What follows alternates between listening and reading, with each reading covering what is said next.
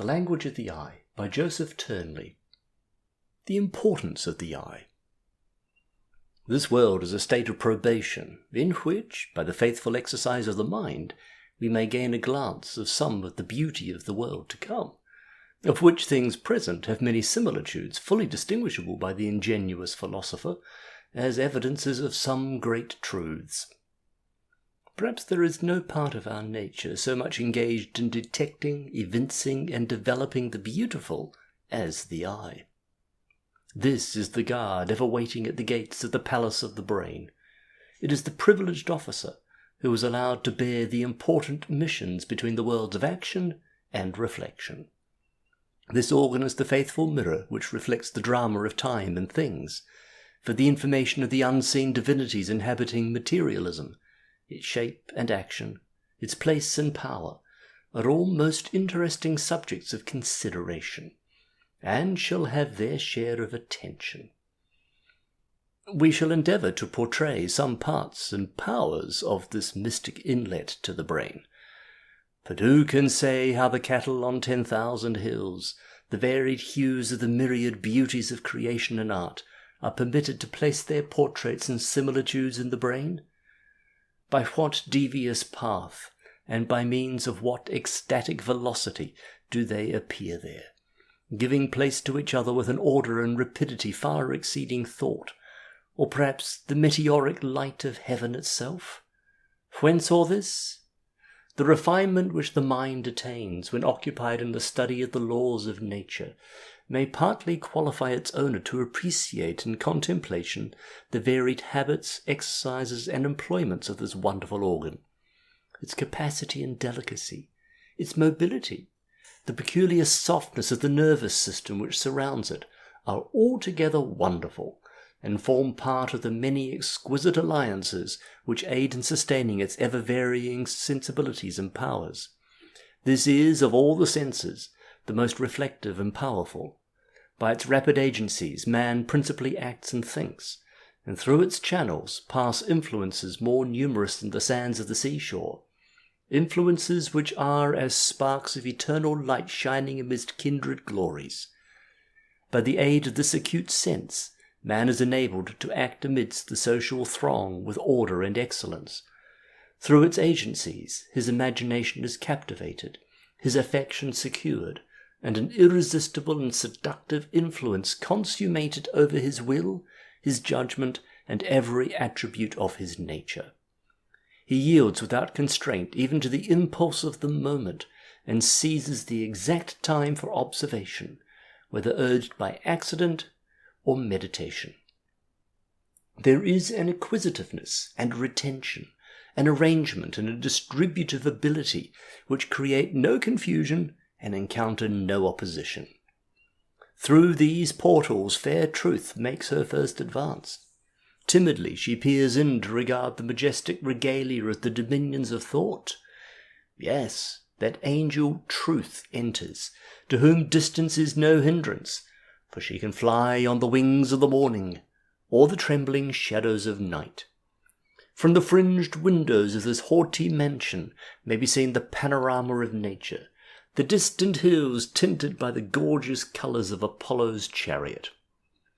The wan moon leads her glittering courtiers forth, to cast their dazzling glories on the painted windows of the palace's sight, nor does the leaden hand of sleep subdue all the powers of this organ. Over its beauteous orbs there falls a constant and unceasing stream of dewy moisture, to lubricate their action and preserve their brilliancy. No cuirass or golden helmet, lit up with morning's earliest rays, not even Orion or great Arcturus or the silver Pleiades in all their glory, could vie with vision's light. This mystic presence of divinity has no parallel, exceeding all of nature and art. It is, therefore, important to endeavour to understand its nature and philosophy. Our inquiry will sometimes appear technical and narrow, yet we believe a close examination of any of the paths and habits of nature is most profitable, and the study of them will yield many proofs of the harmony of our nature with the economy of the physical world and our own happiness. that such investigations tend to create a love for order and virtue, and that destiny of which we are informed by revelation and the noblest forms of philosophy. Casting aside the indifference which some are content to assume, let us delight in the investigation of those truths which refer to our own nature and its dependence on the laws of providence. Then the low world and measured motion draw, after the heavenly tune, which none can hear of human mould, with gross unpurged ear. End of chapter 1. Light and colour. Some of the most delightful sources of information and excitement may be traced to the influence of light and colour, both which are deeply connected with our subject, and claim some observations. Light and colour have an inherent beauty appreciable by the senses, and we may regard the expression of their beauty as best communicated by a state of tension of radii or illumination, which is not so vivid and coruscating as to cause pain or distraction, but sufficiently golden and mellow to avert any fear of darkness or deep shadow. For, as the natural love of life and the consciousness of existence aid in the prolongation of life, so one of the primary elements of life is light. Indeed, to render any object beautiful, it must communicate sentiments of pleasure to all the senses. The eye is pleased with means and images which promise pleasure to the touch, and the ear with sounds which indicate the approach of objects pleasing to the eye. And when the qualities most pleasing to the senses are combined, they express the highest social affection, and compose an object of perfect beauty. There is a certain order and arrangement of shades or shadows, in which different blendings and modulations of the rays of light are said to fall on the eye from every object it sees, and which create those pleasing vibrations of the optic nerves which serve to inform the mind concerning shape, distance, and character of all objects in the material world. We often speak of such a colour being beautiful, when we only mean that a pleasing sensation has been produced by a correct combination of colours.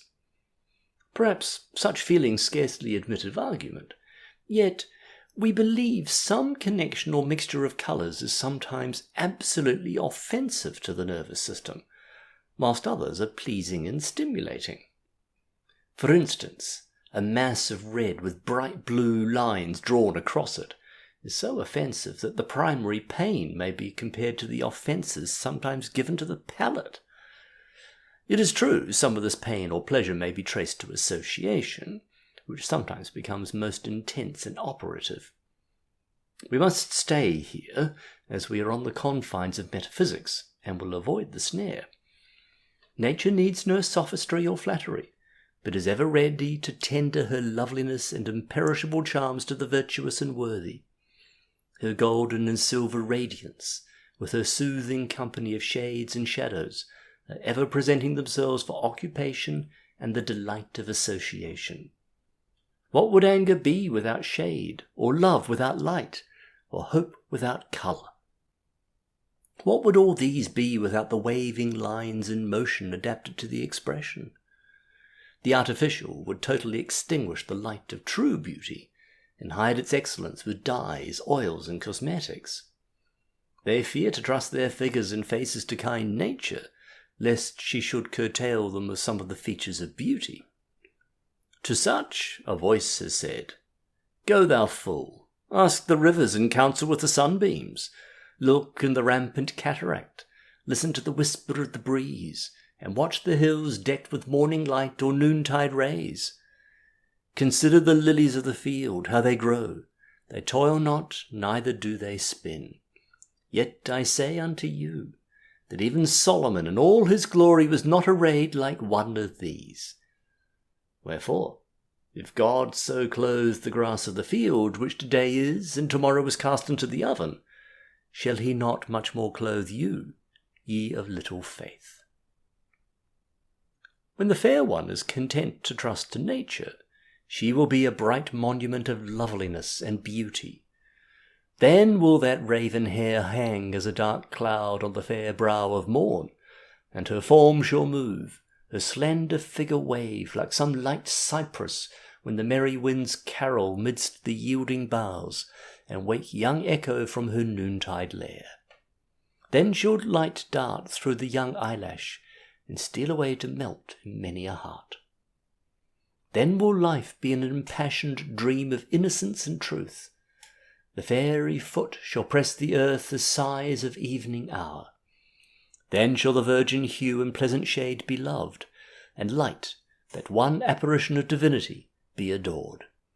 It shall appear to clothe the silver moon, the billows of the west in all their shadowy glory, and many a ray shall play in dimpled joy on crystal rivers' tide. Sweet light shall couch by flowery sapphire and blue violets, and dance with jocund joys with white daisies tessellate the mead. Then memory shall illuminate itself, turn out its store of images bright as at their creation.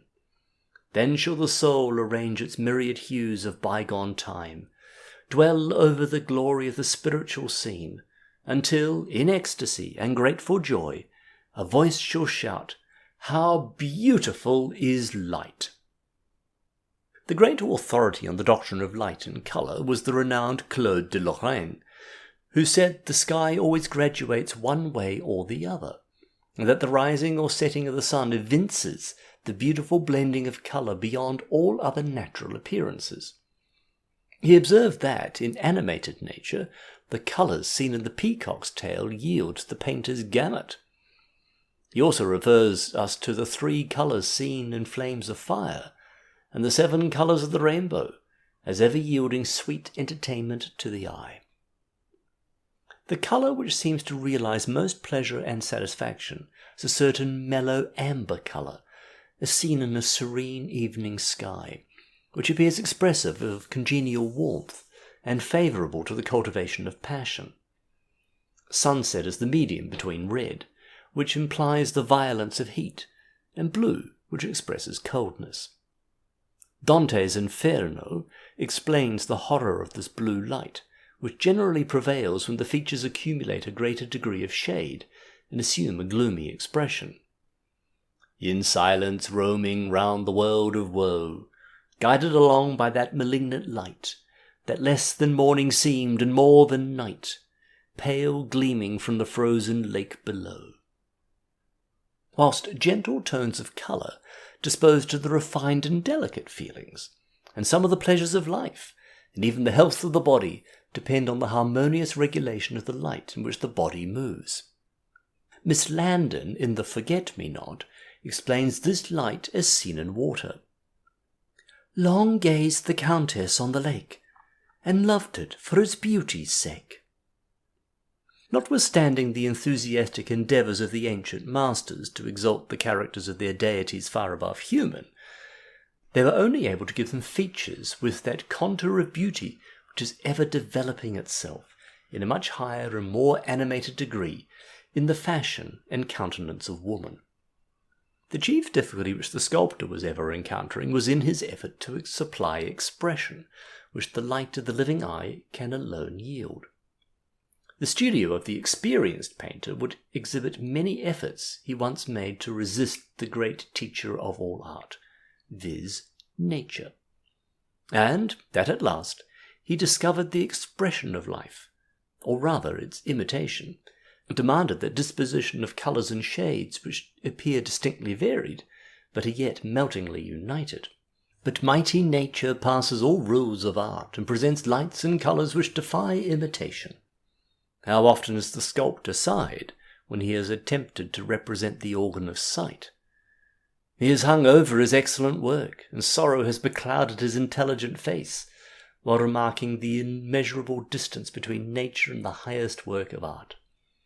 The life of the eye, and that veil of light in which all nature moves, cannot be imitated, nor its absence compensated. The loveliest country fails to charm until light and shade play over its bosom. The most fair one of the daughters of Eve would be even an ungraceful object without the complexion which light and shade supply. Indeed, if the skin of the darkest negro was entirely removed, he would not be less gracious to the eye than the finest form subjected to the same operation. We know one of the purest sources of beauty may be traced to the godliness of light and its ancillaries, shade and colour. Even slightly serrated or rough parts of the face will intercept the effect of light and shade, thereby evincing how subtle and delicate is the influence.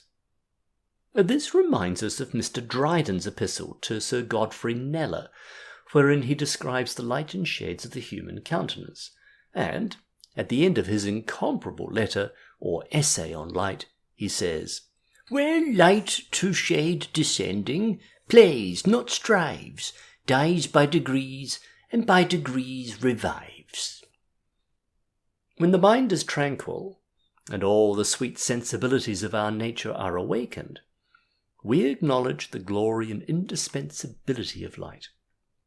Then we are followed by an enchantment, and the very spirit of loveliness seems to enfold us in its mystic charms. And how many paths does light in its greatness travel? It moves through spheres illimitable, attended by its wondrous train of radiances, shades, and colours. In the bosom of the dropping cloud, which heralds gentle spring and veils the beauty of the hastening year amid 10,000 mirrors of pellucid light, it is sweet spring, made glorious by the godliness of light. She rejoices in her newborn freedom, and bounds forth from the icy womb of nature, bedecked with myriad spangles of light. Soon summer comes, stepping in confidence, and hand in hand with many fair companions, she proudly marches through wide fields of ether, and unfolds her sunny wings of light, while the attendant hours paint every floweret's form with varied hues. Some as fairies in a sunbeam dance, and some in golden blushes smile. Some pace a kingdom of fire, through which the fanning breezes play.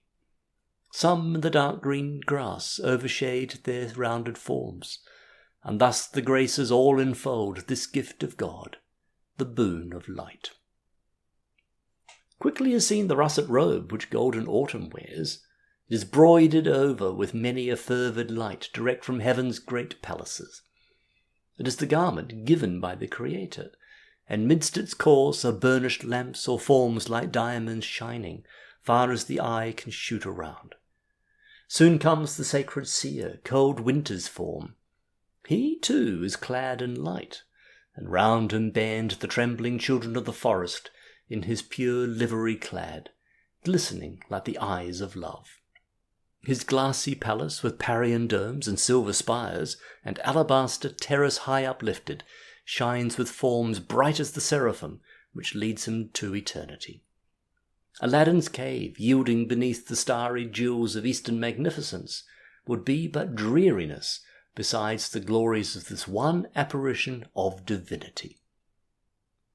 But what is the light of the lonely sea? Thou glorious mirror, where the Almighty's form glosses itself in tempests. Childe Harold. All time, all place, display their radiant being to declare the love of their Creator. The stars have left their ebon dome. The moon's unclouded grandeur is now spent. The eyelids of the morn now ope.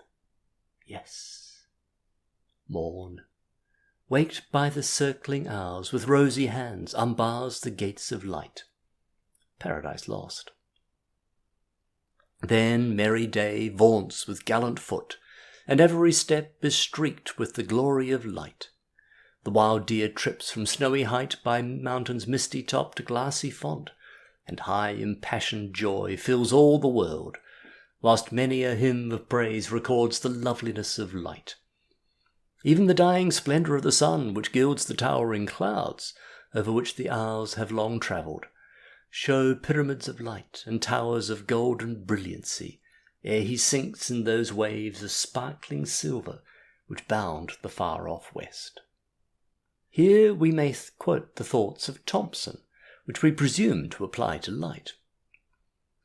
Now through the passing clouds she seems to stoop, now up the pure cerulean smiles awhile, where the pale deluge floats in streaming mild o'er the tall mountain to the shadowy vale, where rocks and floods reflect the quivering gleam, the whole air whitens with a boundless tide of silver radiance trembling round the world. End of chapter 2. Motion and shape. We would now refer to the general doctrine of motion and shape. The former arises from polarity or constant duplicity of force. Indeed, a polar tension lies at the bottom of all motion, which must, therefore, in its course, realize a sphere, which is the only shape in which the Creator and his various manifestations appear. Neither sun, moon, nor any of the fiery globes, or aeriform vibrations, or sea, or cataract, can ever assume any form but the spherical. Indeed, there are no straight lines in life or nature, and for that reason there are no angles. This may appear an extravagant declaration, but whenever we test this proposition, we shall discover therein the wonderful and harmonious purposes of God in so appointing and endowing all his agents with his single but beautiful shape and action. This spherical motion encounters no opposition in nature. It requires the least power and produces the greatest, occupying the least possible space. In its development, sounds of nature travel, and those of music or voice are most beautiful and sweet when rendered in that shape. This motion incurs the least possible injury to bodies, and often realizes many symbols of the sublime, such as smoothness, brightness, continuity, etc., etc. The engineer so fashions the stony bulwark of piers, the bows of vessels, and all parts of art which have to companionize with nature. It is the contour of the first line of our existence. It is the shape and motion of that organ which contains the divine powers of sight. It is the shape of the greater and lesser channels of our life, as well as of the muscular and nervous powers. The vessels and arteries of man are all spherical. It is in this shape the whole body is prefigured. Indeed, in the form of man is all nature prefigured. The light, the air, the fire, the water are all thus prefigured. Some have thought that the whole body consists of a series of rings or spheres. The sphere is the shape which furnishes the greatest convenience in the least possible space. Indeed, it is so obviously a supereminent expression that generations of man in all time must acknowledge its eternal powers and graces. As we have said, there are no mathematical straight lines in the world, as real lines are constantly in a state of polar action or tension, always converging and diverging at once, central and peripheric. In other words, assuming their natural bias as boundaries of the sphere. In truth, the whole universe is a globe or sphere. It is, like its creator, a total and independent spirit. For should the mighty one, in reverence we speak, appear real, he must appear in a sphere. And we never contemplate his mystic being, but enshrined in that space, which is a point of space in a state of expansion.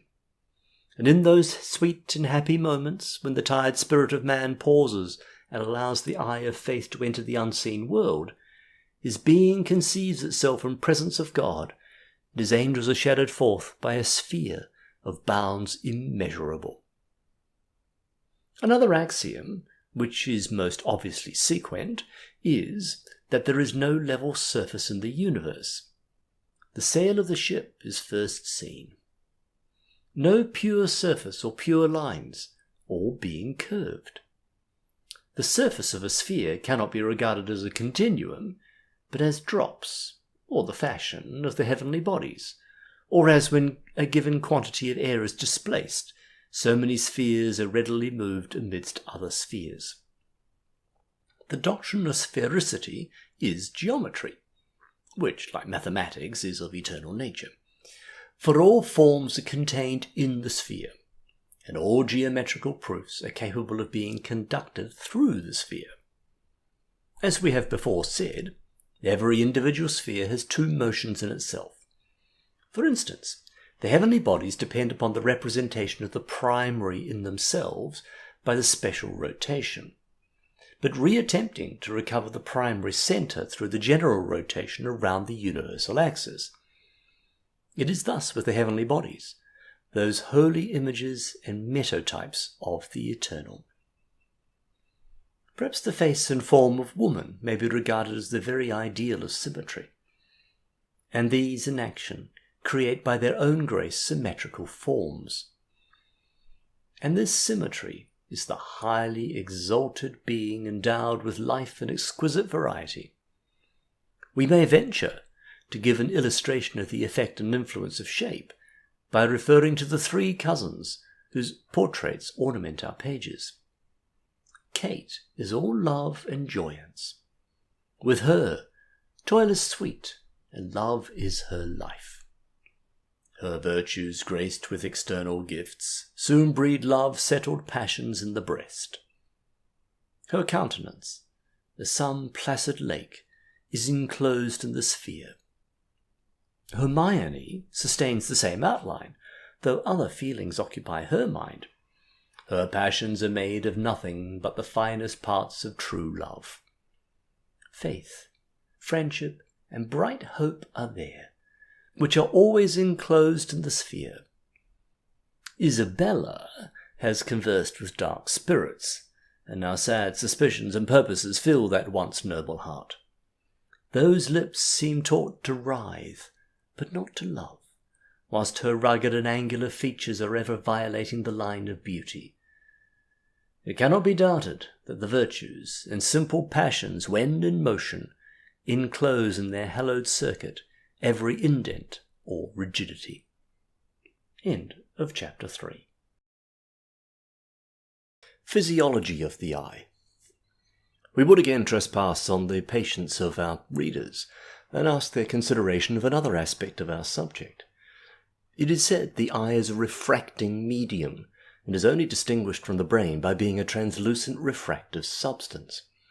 That light does not stream into the eye like water into the sponge, but progresses gradually into it and operates upon it, and that, in order to experience the sensation of light, the eye is placed in a similar tension to the air and water, and that the tension between it and the main body of brain is perceived by the latter as illumination.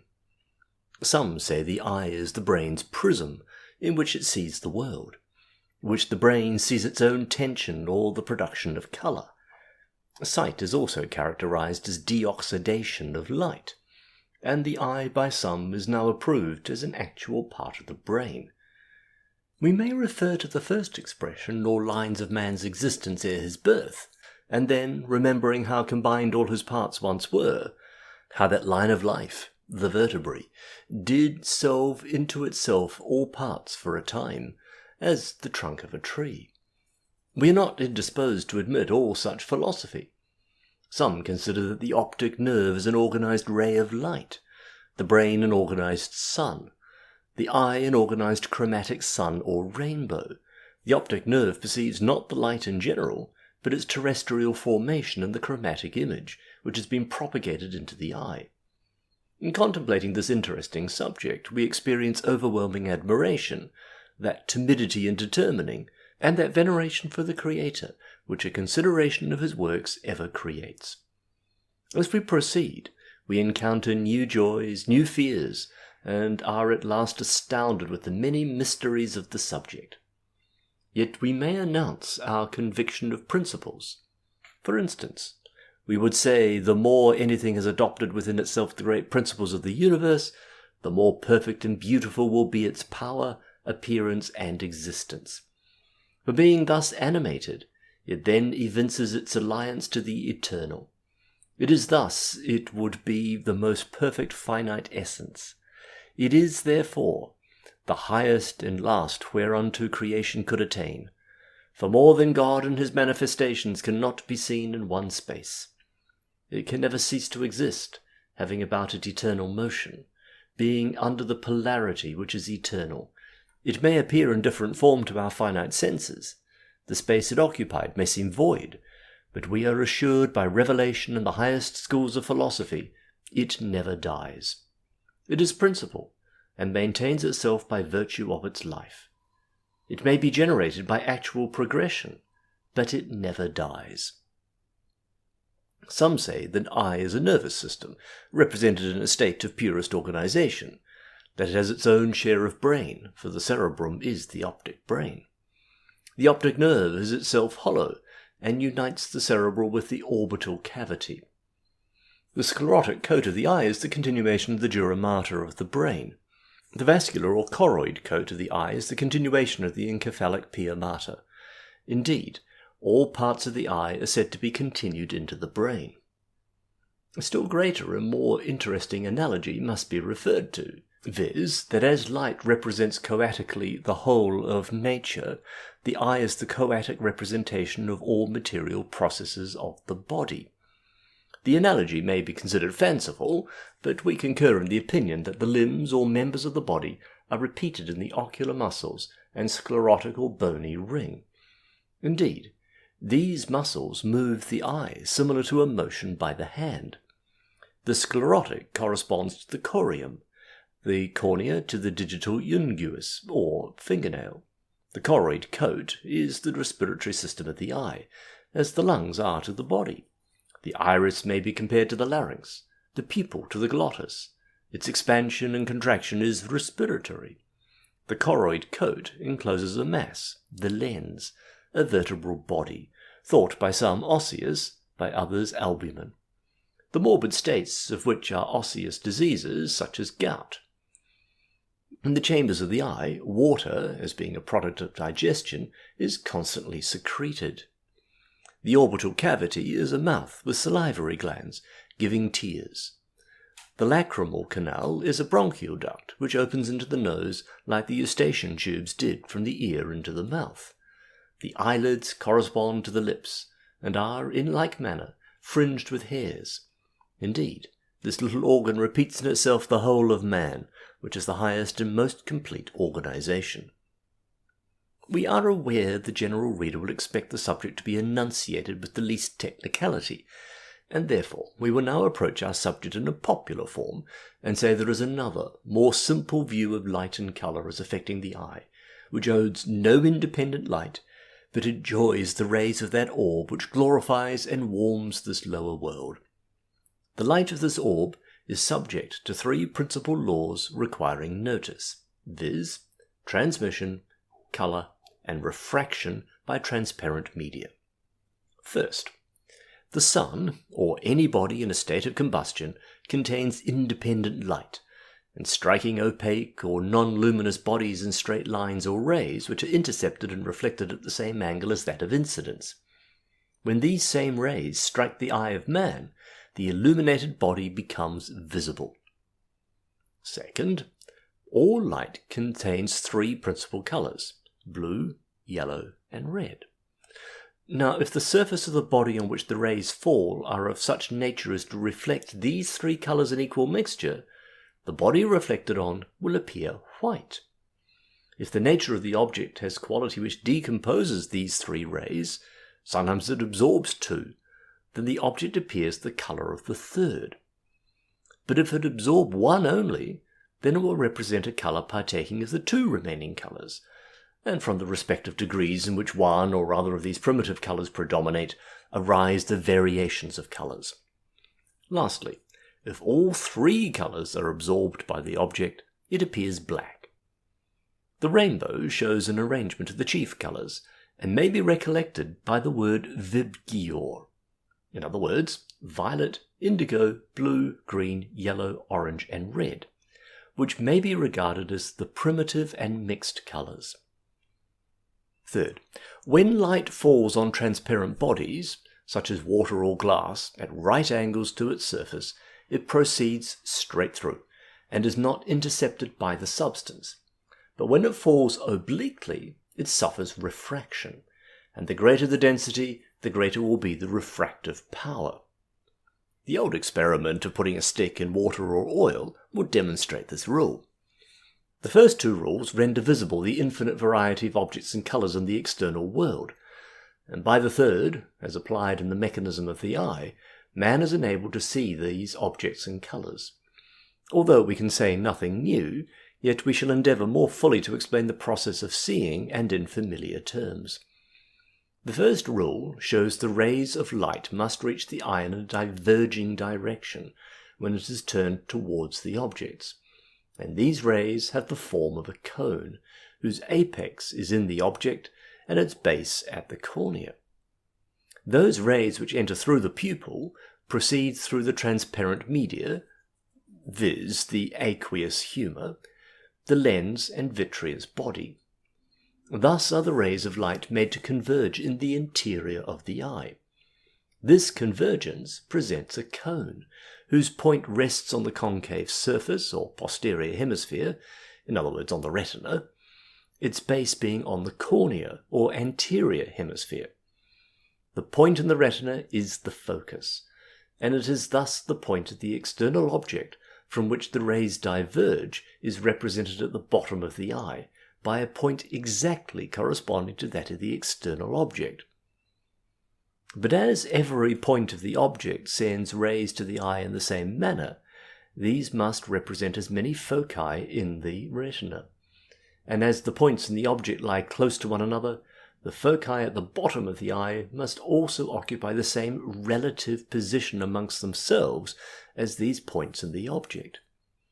The object then forms an image in the interior of the eye, though small, just as a picture is represented on the table of the camera. The optician's business is to make an instrument which is analogous to the mere mechanism of the eye, and he is well able to explain the mode by which objects arrive on the retina. But who can say how they communicate with the brain, and become a part of man's knowledge? Of this hereafter.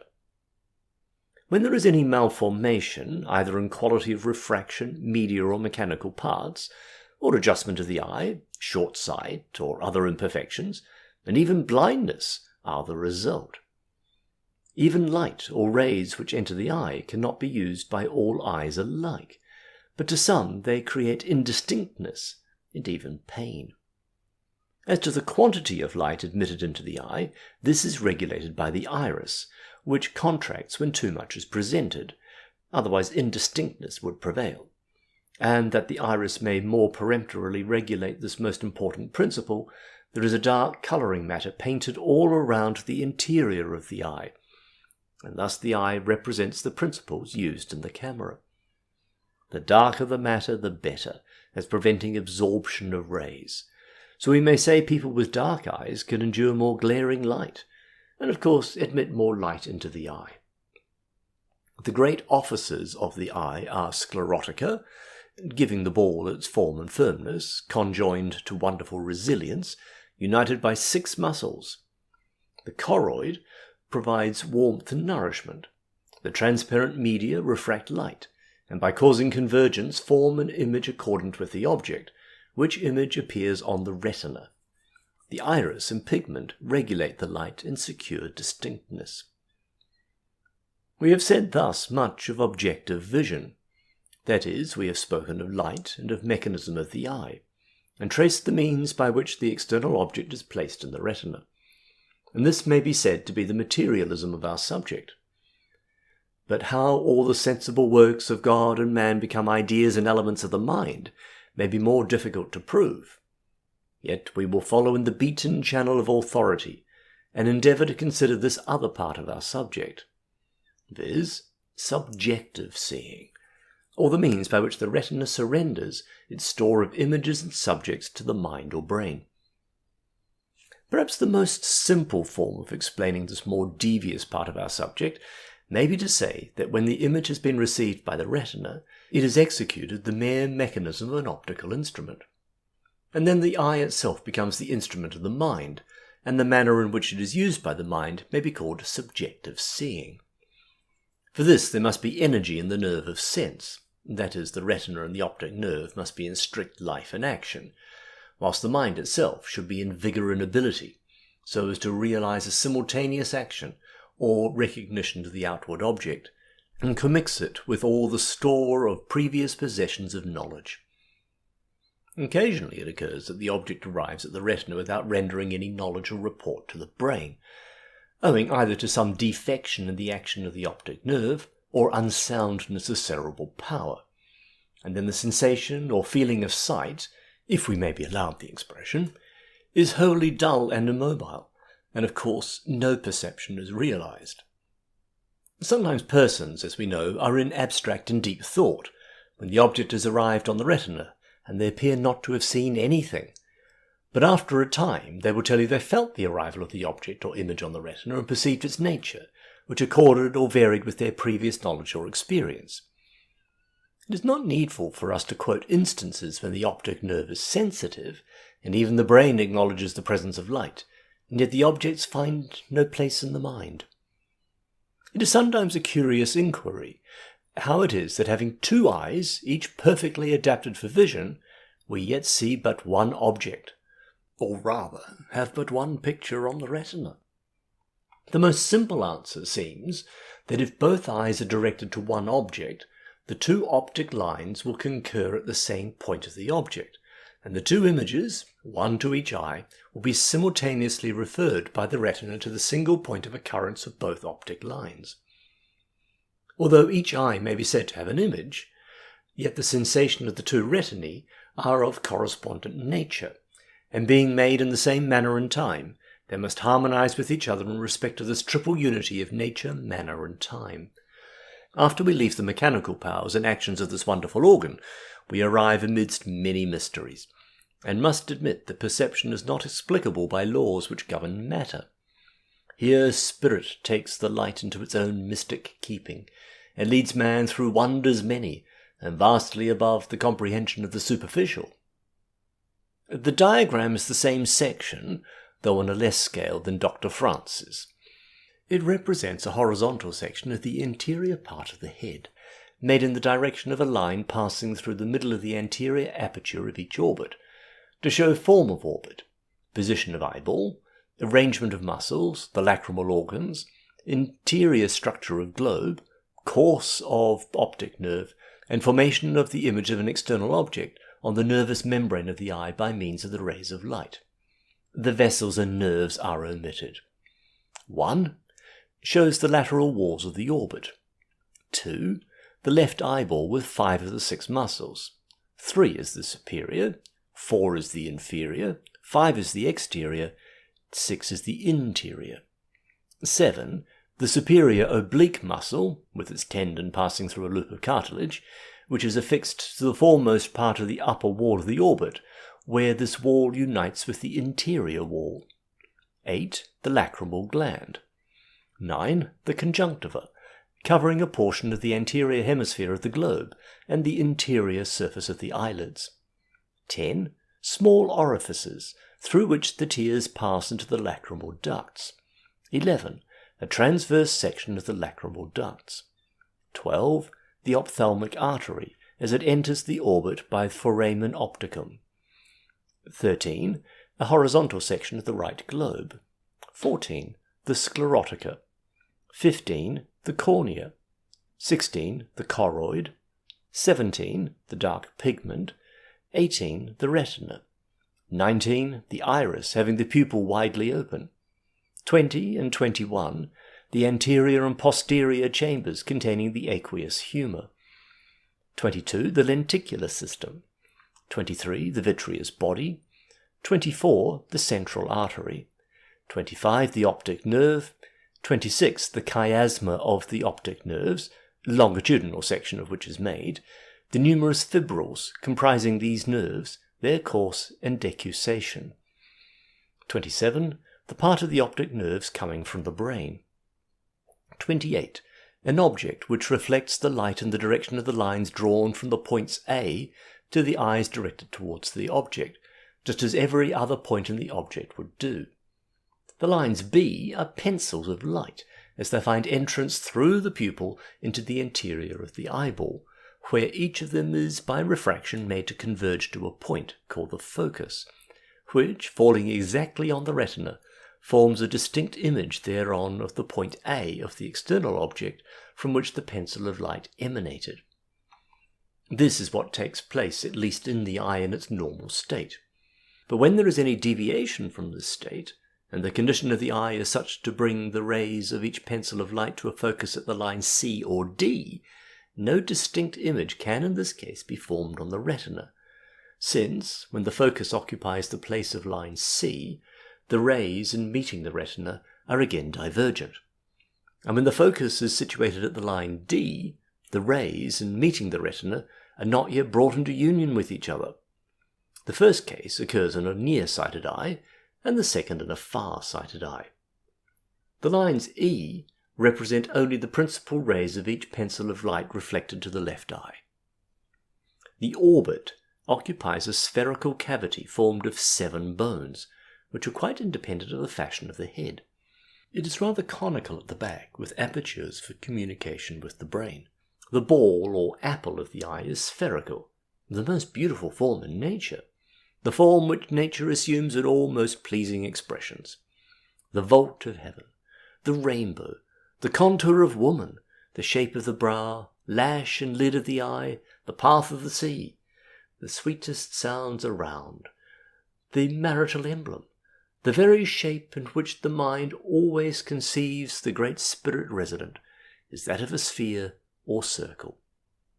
It would exceed our limits to say more on shape, else very many pleasing lines might be added. Its motion is aided by its shape. In short, the sphere is the only perfect and independent shape, all other shapes being but parts of it. It is the shape which beauty assumes when it has executed its mission of action and attrition. The eye's imperial eminence above all the other senses gives it dignity and power. The elevated situation yields the idea of a lighthouse, from whence we may look down on the storms and sands of time, whilst we observe the drama of fortune and vicissitude.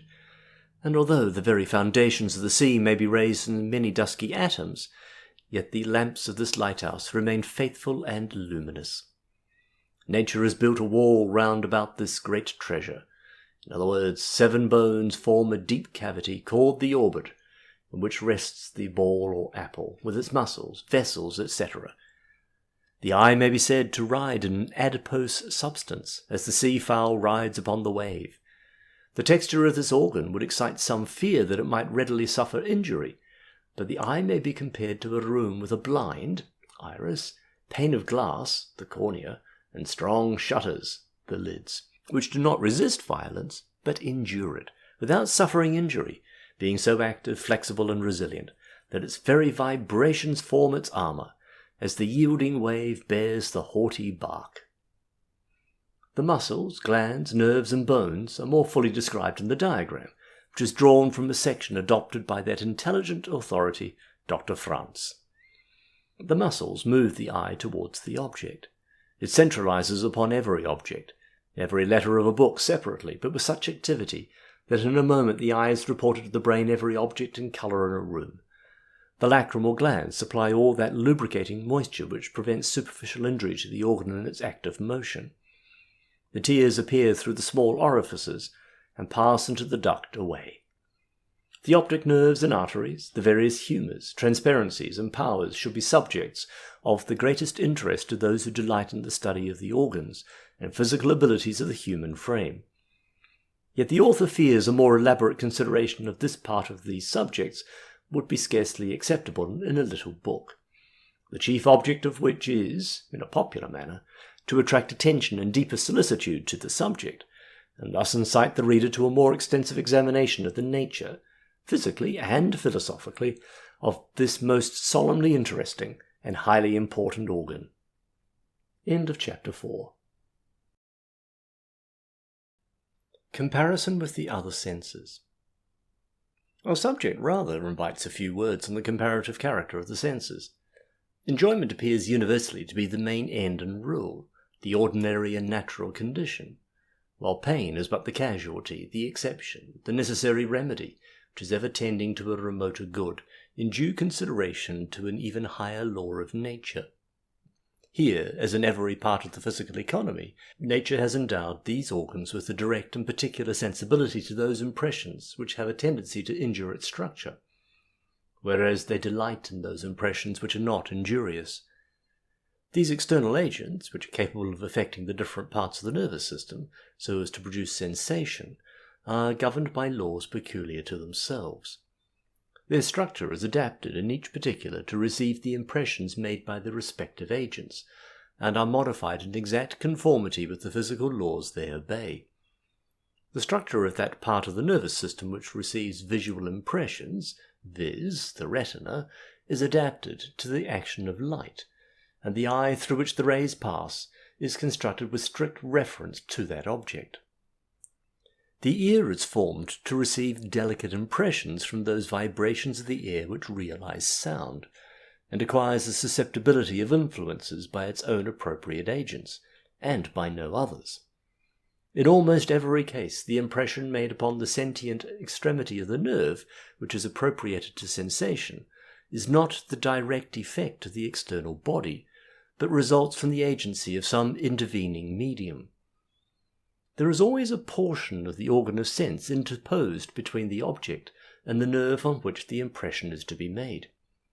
The object is never allowed to come in direct contact with the nerves, not even in the sense of touch, for there the organ is defended by the cuticle, through which the impression is made. This observation refers equally to taste and smell, the nerves of which are not only defended by the cuticle, but by secretion of mucous character, which averts any violent excitement. The two senses which are more relative than others are the sight and hearing, both which receive their impressions through the medium of the ear. We feel some hesitation in proceeding further on this interesting part of the subject, viz., the comparison of the organs of sense and their respective physiological distinctions.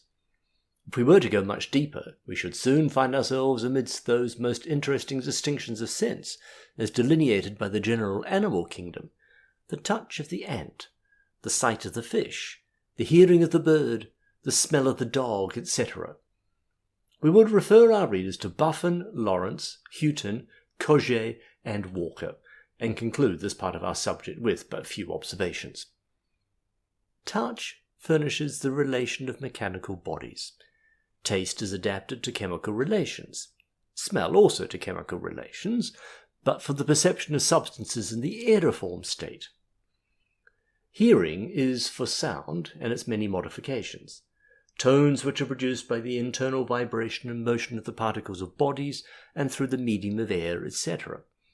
Our subject, the sense of sight, is adapted to light and its modifications, colour and shade, and rendered to the perception of the surface, form, and position of objects through the medium of light. Sight and hearing seem to bear the most important characteristics, being employed on those objects which form the basis of human knowledge, viz., time and space. An eloquent and scientific writer reminds us that the great Mosaic record states that a deep silence and repose with a mysterious darkness prevailed over the chaos of things, and God commenced his work by saying, "Let there be light." The sublime volume of Revelation declares that on the last day a trumpet shall sound, announcing the judgment. Then, amidst the tumult of the elements, shall the sun, moon, stars, and all temporal things perish. But the spirit of man shall enter into the bright and resplendent mansions of eternity. In man, all these senses are susceptible of equal and simultaneous action, which is one of his leading distinctions from other animals. The habits and instinct of the brute demand that prompt and excelling vitality should attend particular organs. Even amongst the children of man, it may be observed, some seem more agile in the use of particular senses. The aborigines of some parts of the world will hear more readily and see objects at a greater distance than the inhabitants of civilized cities. This advantage may be traced to the fact that they are very much in a state of nature, and therefore compelled to sustain their existence by daily use of their senses of sight and hearing, and have, at times, no other protection against sudden danger than the acute vigilance of these nerves. The inhabitant of the ice-bound wilds will be seen suddenly to lay upon his face and put his ear on the ice, by which he will learn what is approaching, though unseen. The wild bushman can see through marshy vapours, which would entirely eclipse the object from the eye of the European. The savage can detect the footsteps of wild animals or his enemy, o'er mountain passes, o'er gloomy moor, and midst deep jungles, which would entirely elude the eye of civilized man.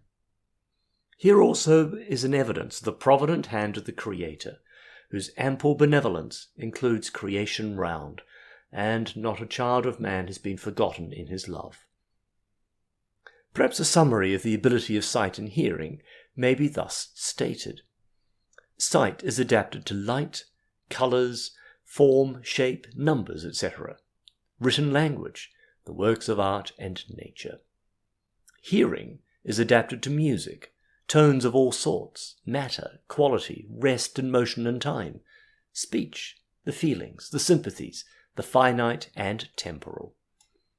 There are some useful observations in Lord Malmesbury's philosophy, and in Oken of the German school, also in a more familiar but very valuable work on natural philosophy by the late Golding Bird. We fear we are becoming tedious and too abstracted, but truth demands a basis, and we rejoice to say that whenever we investigate the attributes of nature, we look upon eternal beauty and excellence. If we are able to test them by one or all the sciences, we award them the highest approval, and feel the sweetest interest in the investigation. Perhaps no subject is so full of excitement and interest as the economy of our own nature. Its anatomy and physiology, its fashion and mechanical appliances are so truly in harmony with the strictest principles of science, whilst its sensibilities have a constant relation to the qualities of things external. Indeed, we discern such a proportion of harmony and exact fitness that the pains of the body, equally with its pleasures, seem appointed to balance and protect its delicate and wonderful structure. We must also observe the activity of one system promoting that of a second, the functions of one organ, the action of another, whereby arises a succession of series of all functions, constituting a perfect circle, which is termed organic life. The power of any one organ of the body ministers to the enjoyment of every other part of the body, carrying on a correspondence with all the works of God. This unity of end and harmony of action have justly tempted the learned to continue those extensive investigations, amidst which the philosopher lives and dies. But our humble aim will be to attract attention to one subject only, and in as abstract and brief a manner as possible, and to render it in the most popular and untechnical language. For whilst we admit the constant relations before noticed, we have neither the ability nor space to survey the whole field of philosophy. If we did not at once deny ourselves this extensive investigation, we might be required to consider the nature of the soul, the life of nature, the great globe, its consistence and relations with other worlds, and many subjects worthy of large volumes. The mechanization of other animals and their relations with the old and new worlds, geology and its incidents, the doctrine of gravity, motion, respiratory habits of the earth, air, light, colour, anatomy, physiology, pathology, therapeutics, human volition, etc., etc. How exhaustless is the wonder which nature creates! It is said light moves 200,000 miles per second, that the earth is distant from the sun 95 million miles, and that light traverses the space in about 8 minutes. Again, it is said by some that the light which supplies this world emanates from certain celestial lights, and would require thousands of years ere it reached us, but that a force, almost awful, equal to its distance, drives it through this space, so as to supply us with fresh light every instant, and that it is thus it enters the eye of man, and strikes on that delicate nerve by which vision is produced. Again, we would say, the magnitude of the world, its division into lands and waters, its storms and tides, its substance and complexion, its rocks and sands, its mountains and valleys, all share in yielding, distributing, and meting out being and endowments to man. And we have no doubt this wasting frame owes its nourishment and dependence, both sudden and gradual, to elements external, and that the most active are perhaps those which are the least seen and understood by the ordinary observer. We do not mean these bodies are wholly made out of the external matter, but we acknowledge a correspondence and accordance which the Christian philosopher is ever discovering. The great Creator rested from his labours, and declared all was good, and often, Very often does the philosopher bow down in veneration and praise in certain epochs of his researches, confounded with the demonstrations which burst before him, and he feels there is nothing of chance, but a constant ruling intelligence over all and all things. The cataract displays no greater wonders to his mind than the stream which warbles by the village bower.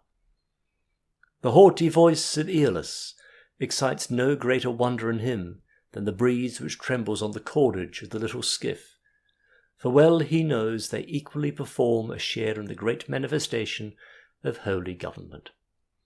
Design extends over all, and universal nature celebrates the goodness of God. The consideration of the fitness of things, their harmony and beauty, is the highest occupation of man. For the preservation and enjoyment of life, many excellent provisions are made, and so complicate are they, that man without these, or any of them, could only sigh and die. He regards the power of his muscles as an obvious palpability, yet science will inform him that every breath he draws, to curse or praise, is realized by a mechanism as complicate and wonderful as that which fells the oak or raises the imperial tower, and that this mechanism is depending on ties and alliances of every order and beauty, all which unite and sympathize in the delight of being, the circulation of the blood, the nature of the heart, the acute jealousy and vigilance of the nerves, the respiratory action of the skin, the delicacy of touch, the luxury of taste, the godliness of sight, all manifest an irrepressible unity in action which no mere power of mind could regulate or exercise. We are aware that some may regard the subject as desultory and only approve of experimental evidence, as if the criterion of all truth were an alembic or air pump. How different with the philosopher! He can summon the principles of all sciences to his aid, and elaborate any result he desires. He has command over distance, number, space, time, things seen and unseen, and can use them to serve before him, and minister delights to his feasting soul. He knows that sense must one day be clogged and dull, and that it is but the perceptive power, mind being the retentive. We might illustrate this idea by saying, in vain should we attempt to walk the stream till the chilling air has bound the current and hardened the yielding surface. So does the spirit in vain seek to rest in contemplation, until attributes of the mind have fixed the fluency of sense and created elements for the support of higher exercises. Or, as the great poet of nature successfully expresses this idea in Richard II, in King Richard, "How soon my sorrow hath destroyed my face." Bolingbroke, "The shadow of your sorrow hath destroyed the shadow of your face." King Richard, "'Tis very true. My grief lies all within, and these external manners of lament are merely shadows to the unseen grief that swells with silence in the tortured soul." Or, as Milton speaks in Paradise Lost, "So much the rather, thou celestial sight, shine inward, and the mind through all her powers irradiate, there plant eyes, all mist from thence purge and disperse, that I may see and tell of things invisible to mortal sight." Or as Dante says, "Io non posso celar il mio dolore. I am unable to conceal my grief. Hence must my outward aspect mourn, as the soul does within its dwelling place. For when love took his station in my heart, he stood before me, and suggested thoughts unto my mind, which since have seldom slept." Canzone 18th. It is the privilege of the great mind to know and feel this, for it bears the exulting divinity within, and the more it acts independent of all that is mutable, variable, and irrational, and dependent on that good which is immutable, permanent, and rational, the more will true peace and happiness be promoted. It is then that the trinity of parts, the spiritual, intellectual, and material, are acting together, and all the excellency of our nature is secured. It is then that the mind, which forms the connecting link between body and soul, being irradiated by celestial light, penetrates the dark mists that obscure man's ordinary vision, and enjoys an antepast of heaven itself. Were it not for this, the sensible world would lose all its exquisiteness. It is surely not the figure alone, nor the touch, nor the odour which makes the rose, but all these governed by the dignity of intellect and the innumerable associations of mind and spirit acting simultaneously. We do not deny that the senses perform their part, yet these would be imperfect and evanescent, but that some higher collective power lays up a store of images and pictures which is never destroyed.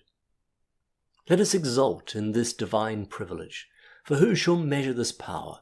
Who shall despoil it? It is kept by the hands of angels and archangels. Cowper portrays this creative faculty of the mind thus: "How fleet is the glance of the mind, compared to the speed of its flight!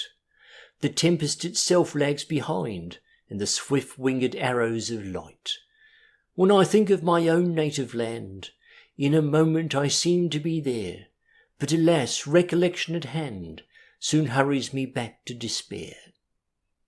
Or, as an earlier English poet, Denton, says, "Thus the lone lover, in the pensive shade, in daydreams wrapt of soft ecstatic bliss, pursues in thought the visionary maid, feasts on the fancied smile and favoured kiss. Thus the young poet, at the close of day, led by the magic of some fairy song, through the dense umbrage winds his heedless way, nor hears the bubbling brook that brawls along." Such exercises and powers are never appreciated by the superficial observer. His powers are but temporary and transient, and he can secure no ideas as his permanent associates for reasoning and reflection. In his retirement, he can summon none of the affianced spirits of sublimity, whilst even his social amenities can bear none of the mysterious graces which illumine the brow of the philosopher. He knows that some of our most pleasing convictions press before us, when we are scarcely prepared to inquire into the cause. Yet we may fairly assert that nothing contributes more surely to the attainment of permanent delight than the investigation of the cause, and that it is most useful to ask ourselves why we were thus delighted, why thus affected, why melted into sympathy, why so absorbed. If we were worthy to advise a young philosopher, we should say, avoid sophistry and too refined conceptions. Yet seek for principles, and those principles which are based on the simple truths which nature supplies, and let every theorem be tested by those principles which are immutable, so that perspicuity and accuracy may be secured. But with all this, do not expect evidence unsuitable to the nature of the subject of your inquiry. To some belong demonstrable evidence, to others intuitive, varying with the subjects. Those who live above the regions of mere sense, and are seeking communion with the spirits of truth, are accustomed to the contemplation of true beauty, and live amidst agreeable sensations, which not only occupy the imagination, but engage the whole capacities of the mind. And there is not a beauty in nature or art with which they are not acquainted.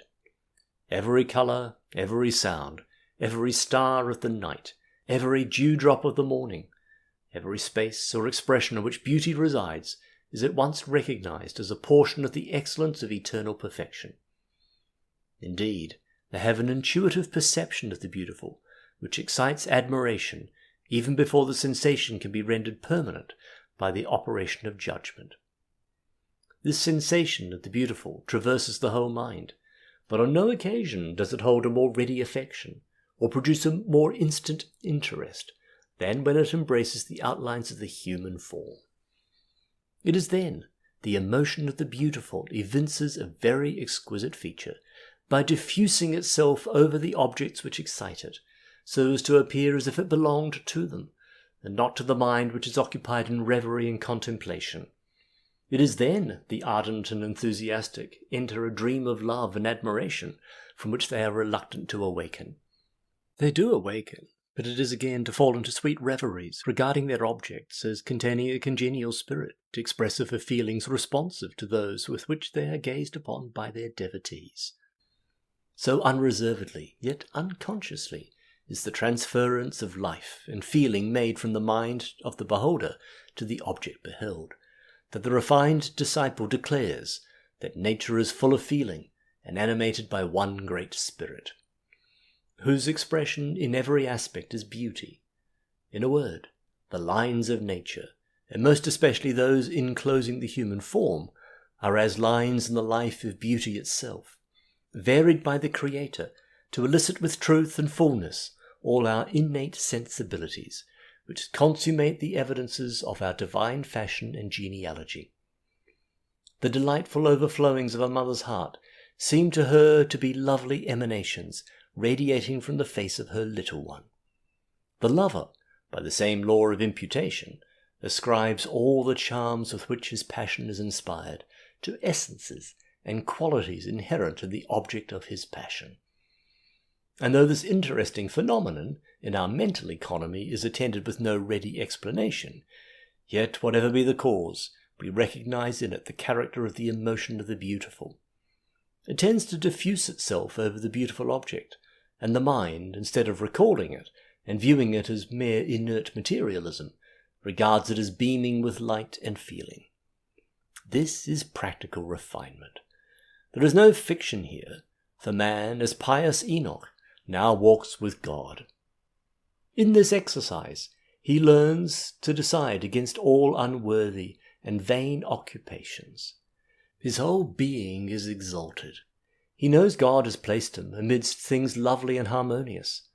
In these beatific exercises, he is often enabled to realize the relation of the beautiful in our own organization, and far from such being merely notional, he feels, with evidence suitable to the subject, that the beautiful is the representative of two of the leading economies of our nature, viz., the material system and the intellectual capacity.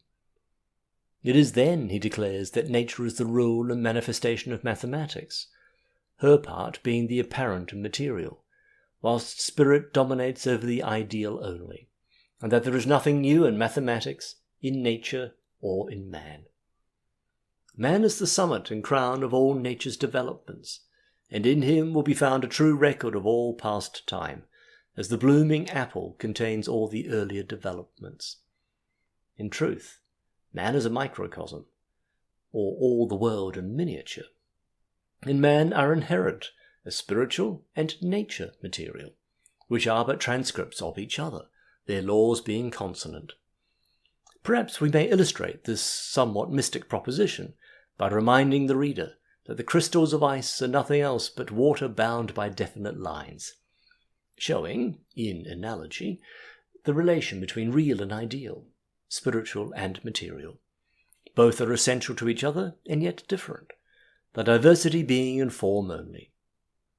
An old English poet, the Reverend Thomas Denton, says, "Though now no painted cloud reflects the light, nor drops prismatic breaks the falling rays, yet still the colours live, though none appear, glow in the darting beam that gilds yon crystal sphere." And in another poem it is said, "Though wandering ignorance sees every form decay, the breathless bird, bare trunk and shrivelled flower, new forms successive catch the vital ray, sing their wild notes, or smile the allotted hour, and search creation's ample circuit round, though modes of being change, all life's immortal found." So also does the idea of a circle become a real circle, not from the latter emerging from the former, but from this itself becoming manifest. Indeed, all development or realization is nothing new or original, but only a manifestation, by a process of extension taking place in the idea.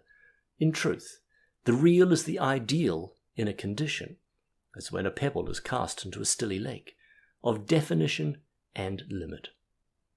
The real is to assist the intellectual in its reflections on the beauties of creation, and thereby to encourage that yearning for the wonders of infinity which the Christian philosopher is ever experiencing.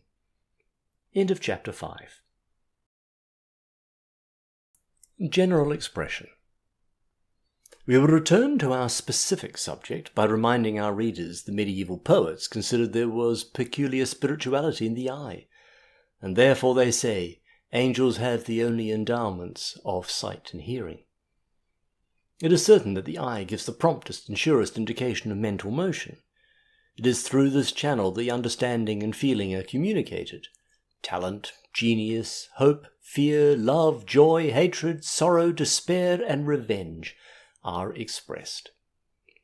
Here is the path through which the refined mind is excited with a continual desire to attain higher excellence, through which exalted friendship and other noble incentives are constantly exercising.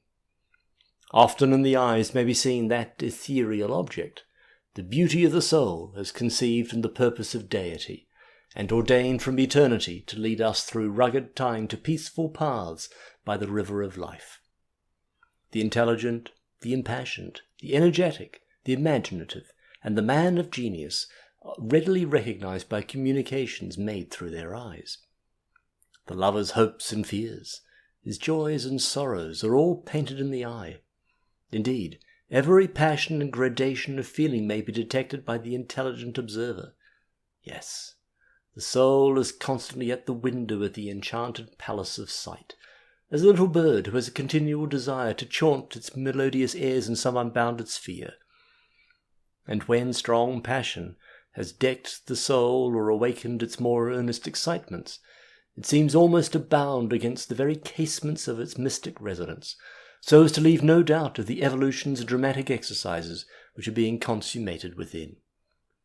Then it is that glances of light dart forth from that palace to minister joy, hope, love, fear, hatred, and those innumerable comminglings of spirits, as they hasten over the hills and vales of time. Many learned and intelligent men have endeavoured to mark out the path and lines, the hues and contours in which these feelings, passions, and characteristics are content to take their way.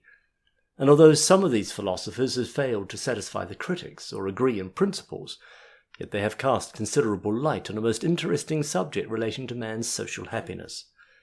In determining some of these principles, the voice, motion of the hand, and carriage of the figure are known to form a part. Lavater, Gall, and others have left their valuable experience in their works.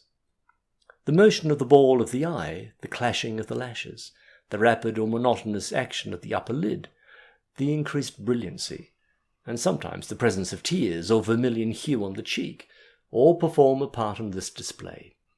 To this we must add the state of health, age, moral condition, and intellectual cultivation, all which have their share in expression. If this is so, how difficult is the task we have presumed to enter upon? But in the enunciation we shall depend on the liberal concession of our readers. Some principles may be alleged. For instance, where there is strong understanding, the look is pleasing. Whilst the eye moves calmly, passing in curves, the pupil is contracted, the brows are bent downward, and the ball is prominent. Whereas, when the feelings predominate, the eye performs its motions more actively, and is fluctuating and flickering, indicating the motions of the mind. The pupil is dilated, the iris appears soft, and oft riding in a charmed sea of crystal drops. Where the will predominates, there is great freedom of motion in all parts, and the ball moves firmly, and for the most part in rectilinear motion. The look is not pleasing, but repulsive, as it seems independent and acting under settled purpose. The brows appear stretched, and the lashes curved outwards.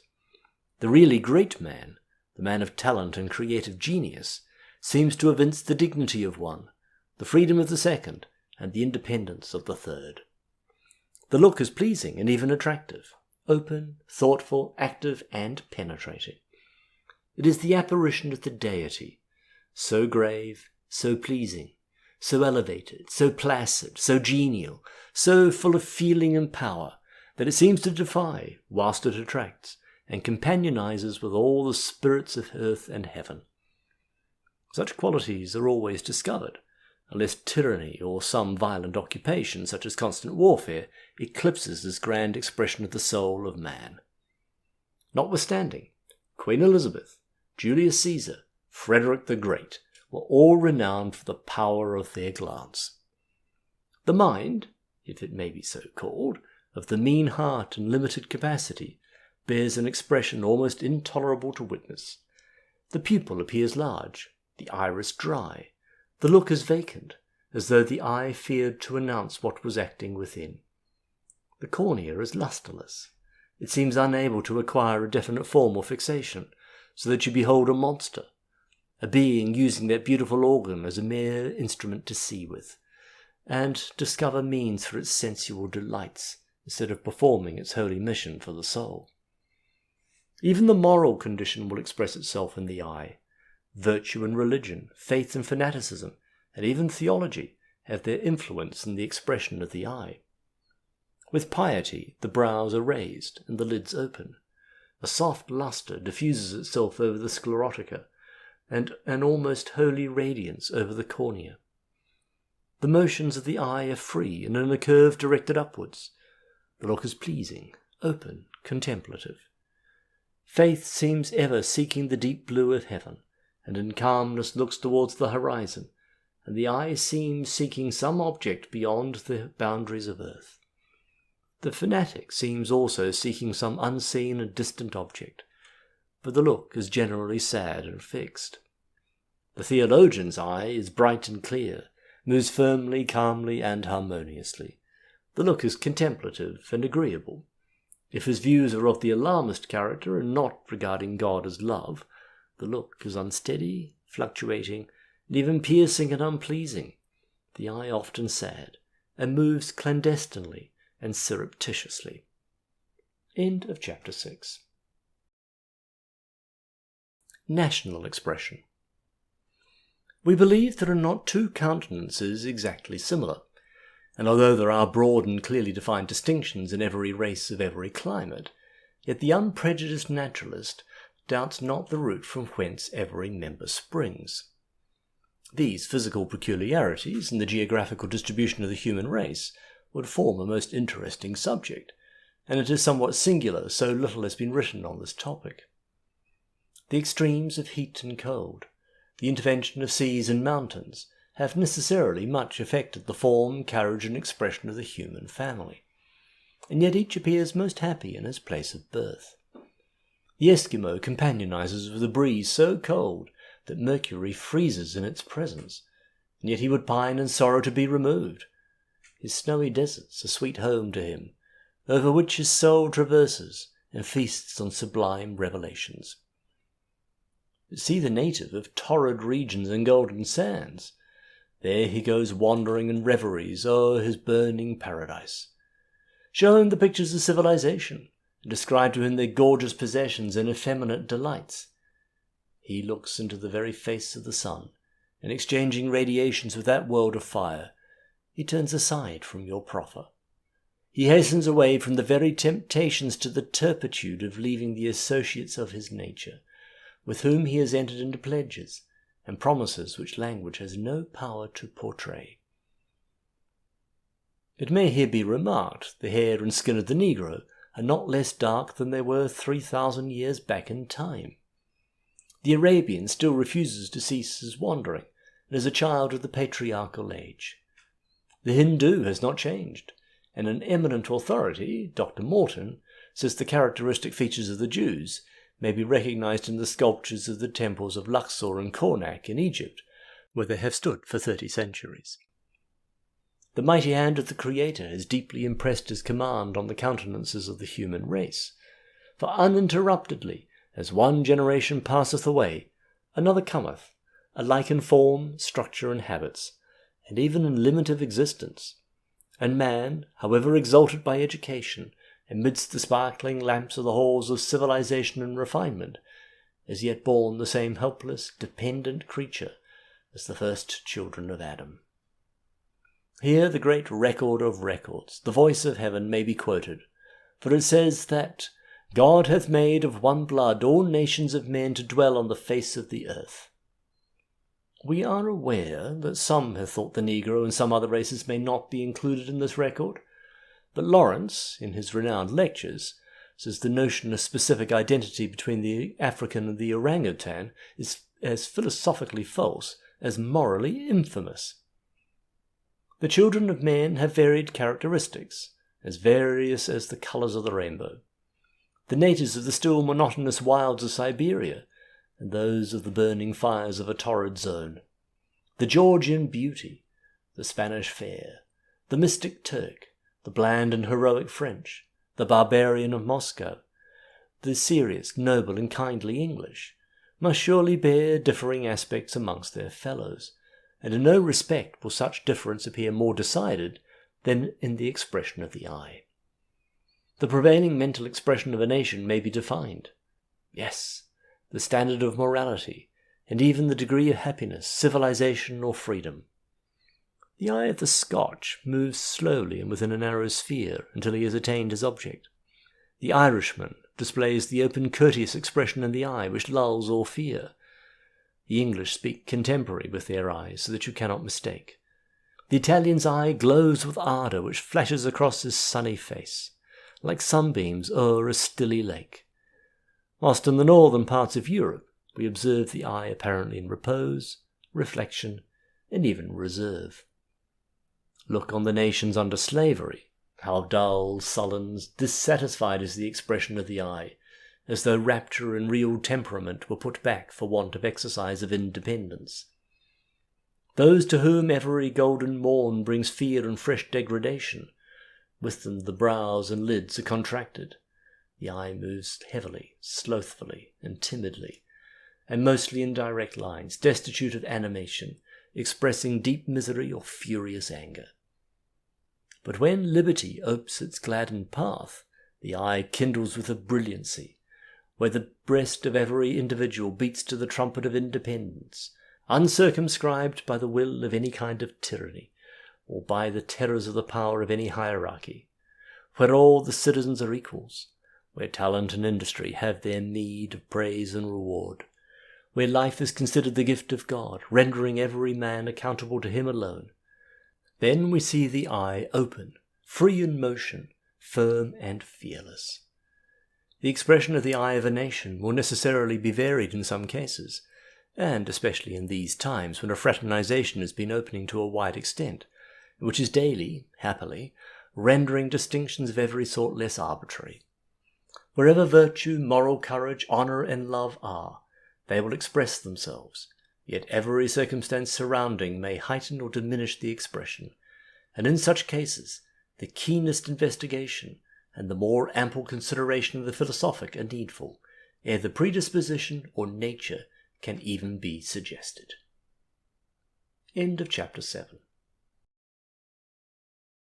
Expression of the sexes compared. The mind of woman being so much more gentle, delicate, receptive, and passionate than that of man, so its portraits or outward aspects must vary. The devotion of woman, her confidence, her ardent and ready dependence, could not but require very special lines and contours for its expression. She who lives in passion and delights in its companionship, fears not its woes and dangers, is deaf to the appeals of reason and judgment when the idealities of her soul are before her, must surely need some different interpreter than one who is too often led by the graven images of covetousness, and all the time serving principles of a cold and rugged world. She who often defies the rules of the world, and prefers eddies, sands, and rocks to the temperate and safe waters of worldliness, is surely entitled to different light, far different hues and shades, points and boundaries, for definition of her exquisite and buoyant spirit. She who is queen in a kingdom of the most precious vitalities, empress in the midst of heroic and romantic spirits, whose career is amidst the forked lights of dangers and dismays, and whose uncompromising and vaunting herald challenges the whole world of spirits to antagonism when contending for the object of her love. Goddess amidst mystic scenes and circumstances which cannot be defined, priestess of the wand of divination, which she bears to awaken fairies and satyrs to the resolves of her soul, to listen to Pan's Arcadian notes in eventide hour, to wake an echo from her retreat. She who leads the loves of angels and presides at the festivities of spirits requires different materials to define those orbs which evince ceaseless inspiration. That soul may often be seen looking through the brilliant transparencies. Observe her at her toilet, preparing for the presence of her loved one, or at her balcony, listening to a serenade from a voice she loves, seeking some trance of love, some dream, in presence of the smile of Luna and her train of children. A lovely woman, for whom battles, dire and bloody, falchion to falchion, have met, for whom the diver takes his wondrous way, midst clanging of deafening waters, aye, in the very path of the Leviathan amidst those coral towers, where the waves, the minnow children of the sea, play their buoyant antics to please the mermaids in their ambient sports. Woman, for whom 10,000 lamps are lighted, and sounds of sackbut and psaltery, and tender shrill-toned flute are played, for whom Corydon pipes his note, and Endymion vies with the wildest notes of the winds, that he may win the smiles of the graceful Diana. For woman the haughty winds are encompassed, for her man was made, and Eden's breezes sighed. She has a mien, a glistening radiance in her eye, a being, a personality which cannot be described by the same lines and contour as that being who steps in confidence, unbaffled by feeling. With her the central point of influence is the heart. All her inclinations and impulses issue from this holy spot, and all sensation and feelings tend towards it. Her emotions are stronger and more vivid than man's, and therefore the eye is a more certain and immediate telegraph and communicator. The more intense and absolute the feeling, the more striking and expressive will be the pictures which appear in those beautiful windows of the eye. The eye of woman is a faithful thermometer and index, whereby the warm-hearted, the congenial and sympathizing, may see the working of the holiest of all spirits, namely woman's heart. Alas! The cold-hearted and calculating, the selfish and designing, struggle to learn therein the secrets and confidence of that best of beings. However, innocence itself has powers to encounter the ruffian gaze, and casts it aside for ever, the panoply of innocence. How different is the mind of man! He is reflecting, divested of mere affections and feeling, far from the world of the heart, with capacity which urges him towards things palpable, and not easily moved except under extreme excitement. In man, the eye generally tells of seriousness, resolution, and firmness, whereas in woman there is serenity, softness, and compliance. But hear, ye heavens, listen, ye winds, there are times when the expression of woman's eye is far more expressive and indubitable than in man. When her best and dearest feelings are disregarded or violated, she heeds no powers or difficulties, no distance, no dangers. No haughty domination or conventionalism can then stay her in her course for justice or vengeance. She revels and absorbs her soul in wild and ungovernable feelings. It is then the hard sarcasm of the unmanly and unfeeling is heard. For she, poor, beaten, forlorn, infuriate, in the midst of feeling can bear no more. But at last, like the panting deer, the wandering lamb, bows her gentle head under commotions too strong for angels to bear. Then it is her soul leaves every gate open to the vulgar gaze. There is also a time, happy and joyful, in which the angels participate, when the rapture of love or joy has taken possession of woman's heart. Then, in the fullness of her nature, the unrestrained emanations of her soul are seen delineating themselves on the painted windows of sight. Her spirit seems to hear, to speak, to see, to dance, and revel in its spangled hall. Then comes the swelling and beating of the sphere of sight against its casement. It undulates and lights up, rendering to lovely woman a fairy-like characteristic. This radiant beaming is not lasting, but like its own sweet owner, it plays its moment on the surface, then darts away to make place for other influences. Moore says, Oh, what a pure and sacred thing is beauty, curtained from the sight of the gross world, illumining only one mansion with her light. Unseen by man's disturbing eye, the flower that blooms beneath the sea, too deep for sunbeams doth not lie, hid in more chaste obscurity. We agree with those philosophers who consider that woman is much more pure, tender, delicate, excitable, affectionate, flexible, and patient than man, the primary matter of which she is constituted being more flexible, irritable, and elastic than that of man. She is formed for affection. All her nature is tender, yielding, easily wounded, sensible to every influence. Woman was taken out of man to be subject to man, to solace him, and to lighten his cares by her presence and sensibility.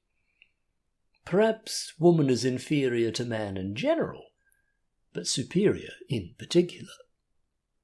Otway says, "Angels were painted fair to look like her.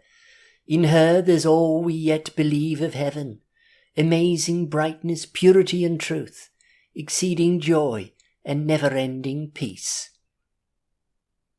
Shakespeare says, "The hand that made you fair hath made you good." The light texture of her fibres and organs render her so easy to conduct to excellence, so ready of submission to the enterprise and power of man. Woman is capable of being formed to the purest purposes, to everything which can deserve praise or affection. Highly sensitive to beauty and symmetry, she does not always take time to reflect on extreme consequences where love is involved. Euripides says, "That love alone which virtue's laws control deserves reception in the human soul." But woman says, "Time, force, and death, do to this body what extremes you can.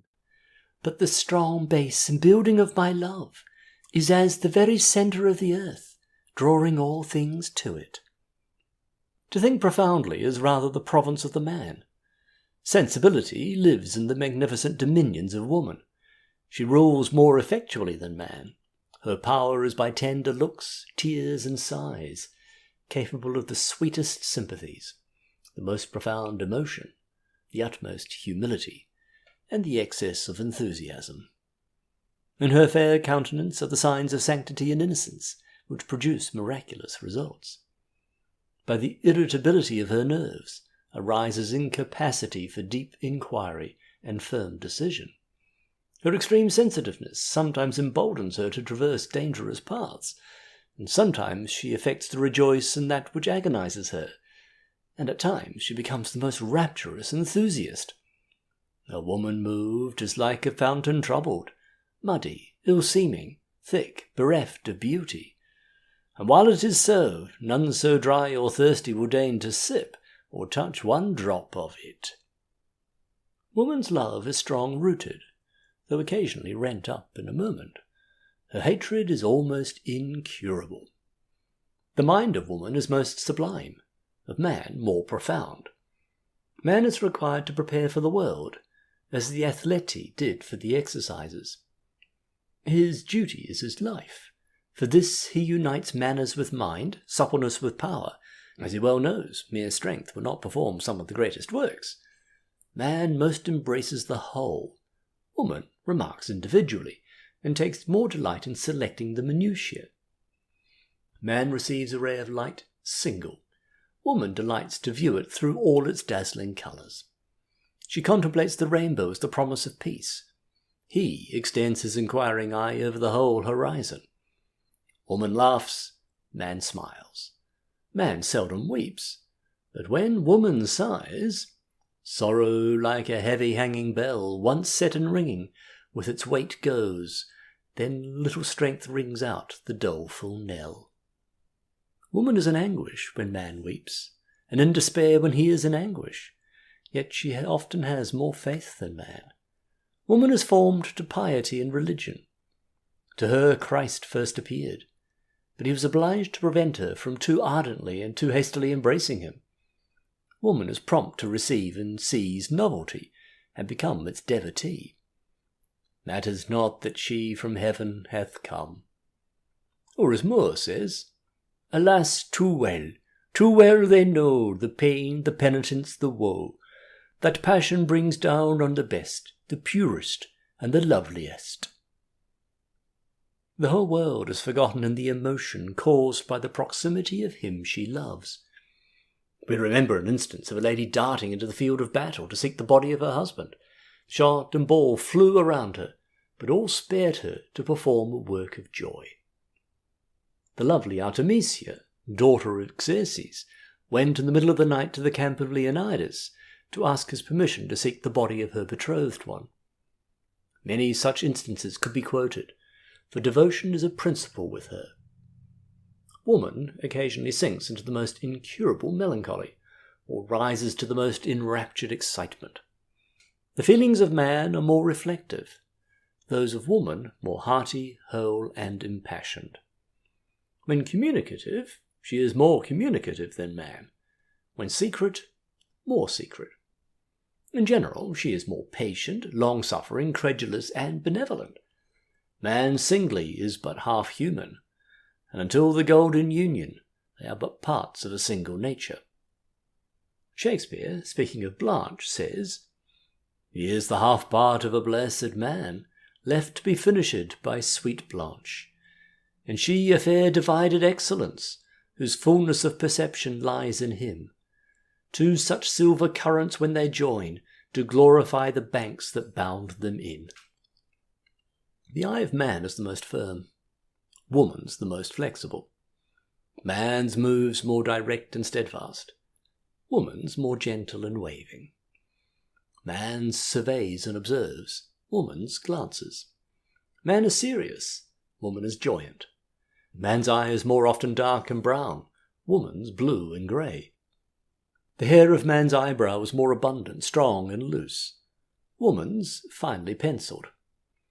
The eyebrows of man are compressed, of woman less frowningly. Man has most convex lines, woman most concave. Man has most direct lines, woman most curved.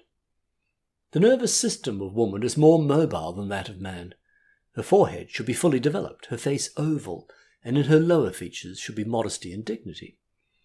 But in all woman's beauty and distinction, the organs of sensation should be far more developed than that of the understanding and reasoning faculties. The circulation and respiration have less force, but are more rapid.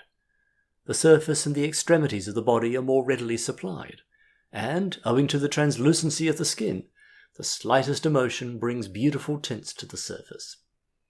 The bust of woman should be round, and distinguished by its volume and elegant contour, which should contain serpentine lines, or parts of a sphere. The eye of the extremely passionate woman is of the softest azure, and in a well-developed woman, all the organs of sense are small, but the sensibility is more vivacious and quick. Hence her mental vivacity and acuteness is greater, as her perceptions appear with intenseness and promptitude. The countenance of man, taken in profile, is more seldom perpendicular than that of the woman. All her movements of body are made to perfect the purposes of feeling, and in such an easy and buoyant course you cannot but detect therein a certain ethereal nature of mind which is rarely seen in man. And in the most gentle and delightful moments of thought, her body is naturally thrown into attitudes which communicate a like softness to the mind of the beholder. It is then one of the apparitions of divinity overshadows materialism with its ineffable light and glory. Whatever is of love and truth and grace will be so in expression. Then comes that elevation of mind, that happy consciousness of the presence of virtue, which dignifies passion and realizes the sweetest radiance in woman's eye. All seasons and times prove her excellence and distinction, but none so much as the shade of affliction and scenes of woe. It is not surprising her soul should express itself in a very different manner to that of man. There it sits, as a lady in her bower, singing soft songs of love and charity. Look upon the windows of her soul, those beautiful orbs will tell sweet history and romance. Oh, what a depth of witchcraft lies in the small orb of one particular tear, but with the inundation of the eyes, what rocky heart to water will not wear. Of all the passions of woman, says Richelieu, love has the sway, and all other passions are modified by this, and derive from it the peculiar cast which distinguishes them from those of man. Fontenelle used to say, with woman, man is more than a nation. Love, says Madame de Staël, is but an episode in the life of man, but the whole history of the life of woman. In regard to personal expression, we may acknowledge we do not believe its perfect demonstration can be seen until the passions have arrived at maturity and held holy councils and adopted their idealities. Then, sweetened by the accession of love, the person assumes the modest and charming features of womanly beauty. Yes, then her soul seems to have arraigned every sense to attend its great enthronement, and shines midst spiritual light, intellectual fervour, and the exquisiteness of materialism. Then ensues that sweet enthusiasm of action, which goes hand in hand with the graces, and woman is enshrined in the highest glory of earthliness. Sensibility in woman is greater than her understanding, the involuntary play of the imagination than its regulated combinations, and passion is generally of the gentler kind, rather than resolve or determination. She is more activity than force of thought, and her nervous powers are more frequently disordered than man's. Woman would trust for endless years. To man she tells her heart, and lays before his oft regardless mind jewels of countless value, the secrets of her soul, its Parian innocence, its glistening life-like love, and all its hopes and fears, its joys and woes. To her the presence of the man she trusts is the presence of an angel, from whom she withholds none of the wild delights and ponderings which occupy her reveries. She even regards man as the minister between her and the supernal kingdom. There have been times when, overtaken by some temptation and dizzy in the midst of abandonment, conscience presents to her some one of the apparitions of eternal beauty. She hastens to confess her sin and suffering. She goes to the anointed of the church and undraws that curtain which screens from the common eye all the infinite genii, who are her tempters. Her eyes, suffused in woe, are hidden by the beautiful lids, and she believes he will be her saviour from the magic spells. Often she describes to him the indwelling agony which has taken possession of her soul in its contests with the spirit of holy love. She recites the woes her waywardness has created, and in maddening horror, in direst penitence, she asks the way to heaven. End of chapter 8. Expression as indicative of character. The expression of the eyes, even in the same subject, will not always give the same indications, although the scene and circumstances may be exactly the same. The same circumstances, with persons of even the same temperament and age, will not always affect the eye alike, owing to short-sightedness or some other defect. An extreme state of guilt, with habitual vice, will sometimes hide and coil itself so far within the heart that the eye does not reveal all which is passing and purposing there. But a few glances from the eye of a man of sound heart and mind will generally convince him whether the mood of mind apparent in the eyes is natural or temporary and artificial. The leading features of the mind cannot long escape the strict and intelligent observer. In other words, whether there is prevalent an habitual vice or a delight in virtuous duties, and even what is the leading vice or active virtue. We consider the intentions may be most readily detected by the innocent and the most intelligent, and although the tongue may declare differently, it rarely evades the searching spirit of innocence. The youthful Prince Arthur soon detected some hidden purpose in the mind of Hubert, who was commissioned to put out the eyes of the prince. The reader will remember that interesting colloquy commencing, "Are you sick, Hubert?" See Act 4, Scene 1 of King John. If this is so, how important is it for those who are busily engaged with men with whom they must often deal at first sight? How important for the physician, the divine advocate, or the counsel examining witnesses and watching the countenances of juries, to have some rules and signs to aid their acute judgments. It is true, the conscience is a light which will burn, and although its owner may cover it with all sorts of vapours and delusions, yet this holy and imperial dynasty is not to be wholly ruled by man. But ever and anon its lurid sparks may be seen glittering and glistening in the mirrors of the soul to obey the commands of deity. Doubtless the mouth takes a considerable share in expression, yet the mouth does not observe, but merely communicates. Some have thought the mouth more influential in expression than the eye, but whilst we believe it possible that some instances might be given where the mouth is far more communicative than the eye, and that if the eyes in the portraits of some persons were hidden, the observer would more readily detect the likeness, though the eyes were shown and the mouth hidden. Yet such cases are rare, and it is to be remembered the features were intended to act together, and not separately.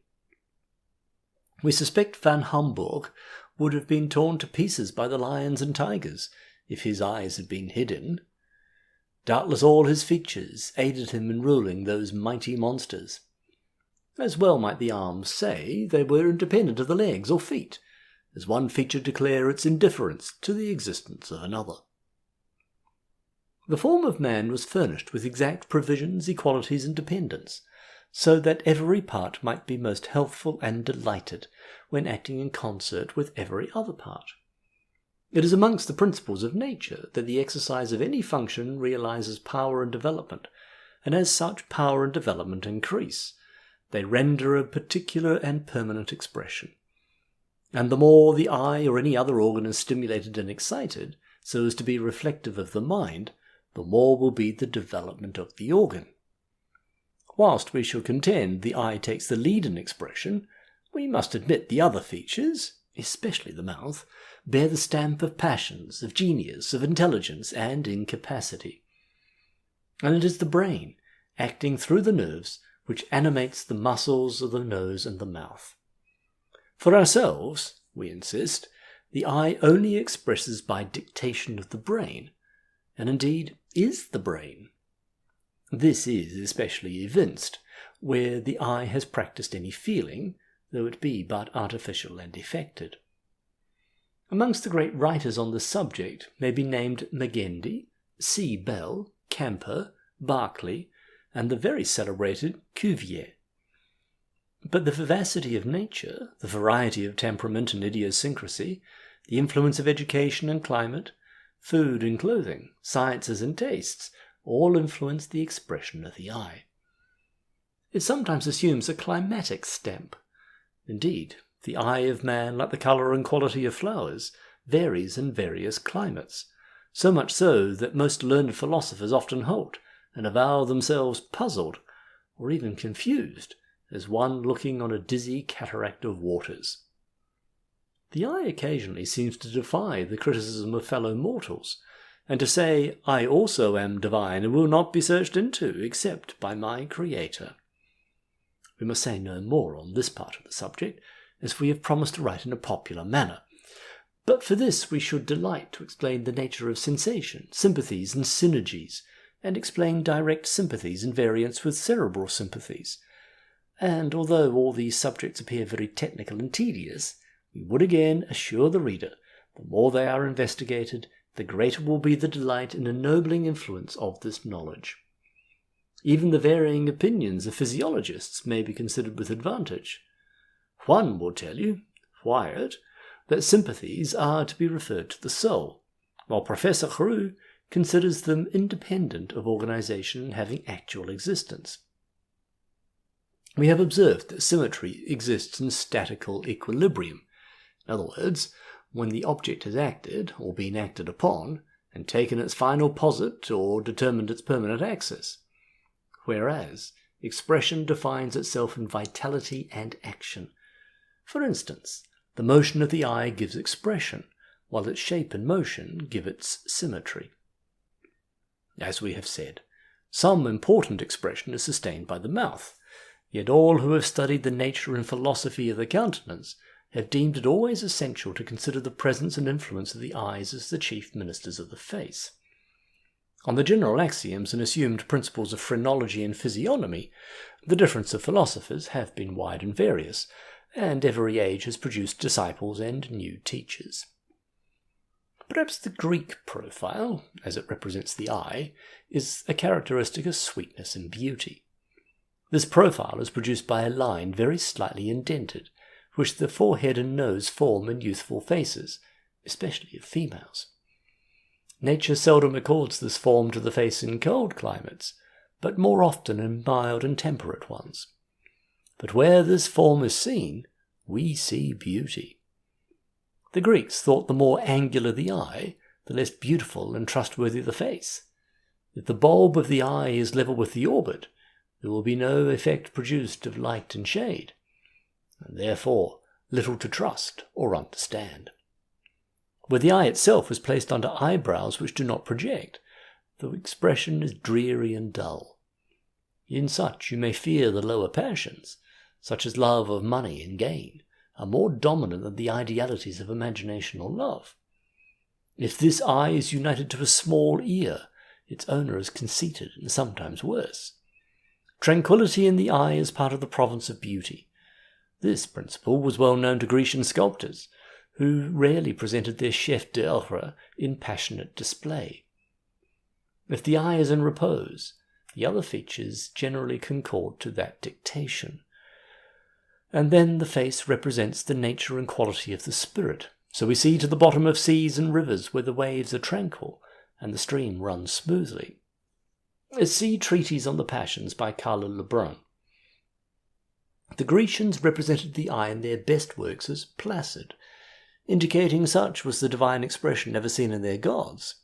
See Storia della Atti. Great and signal expression requires motion in the eye, yet much grace cannot exist with much impassioned convulsion.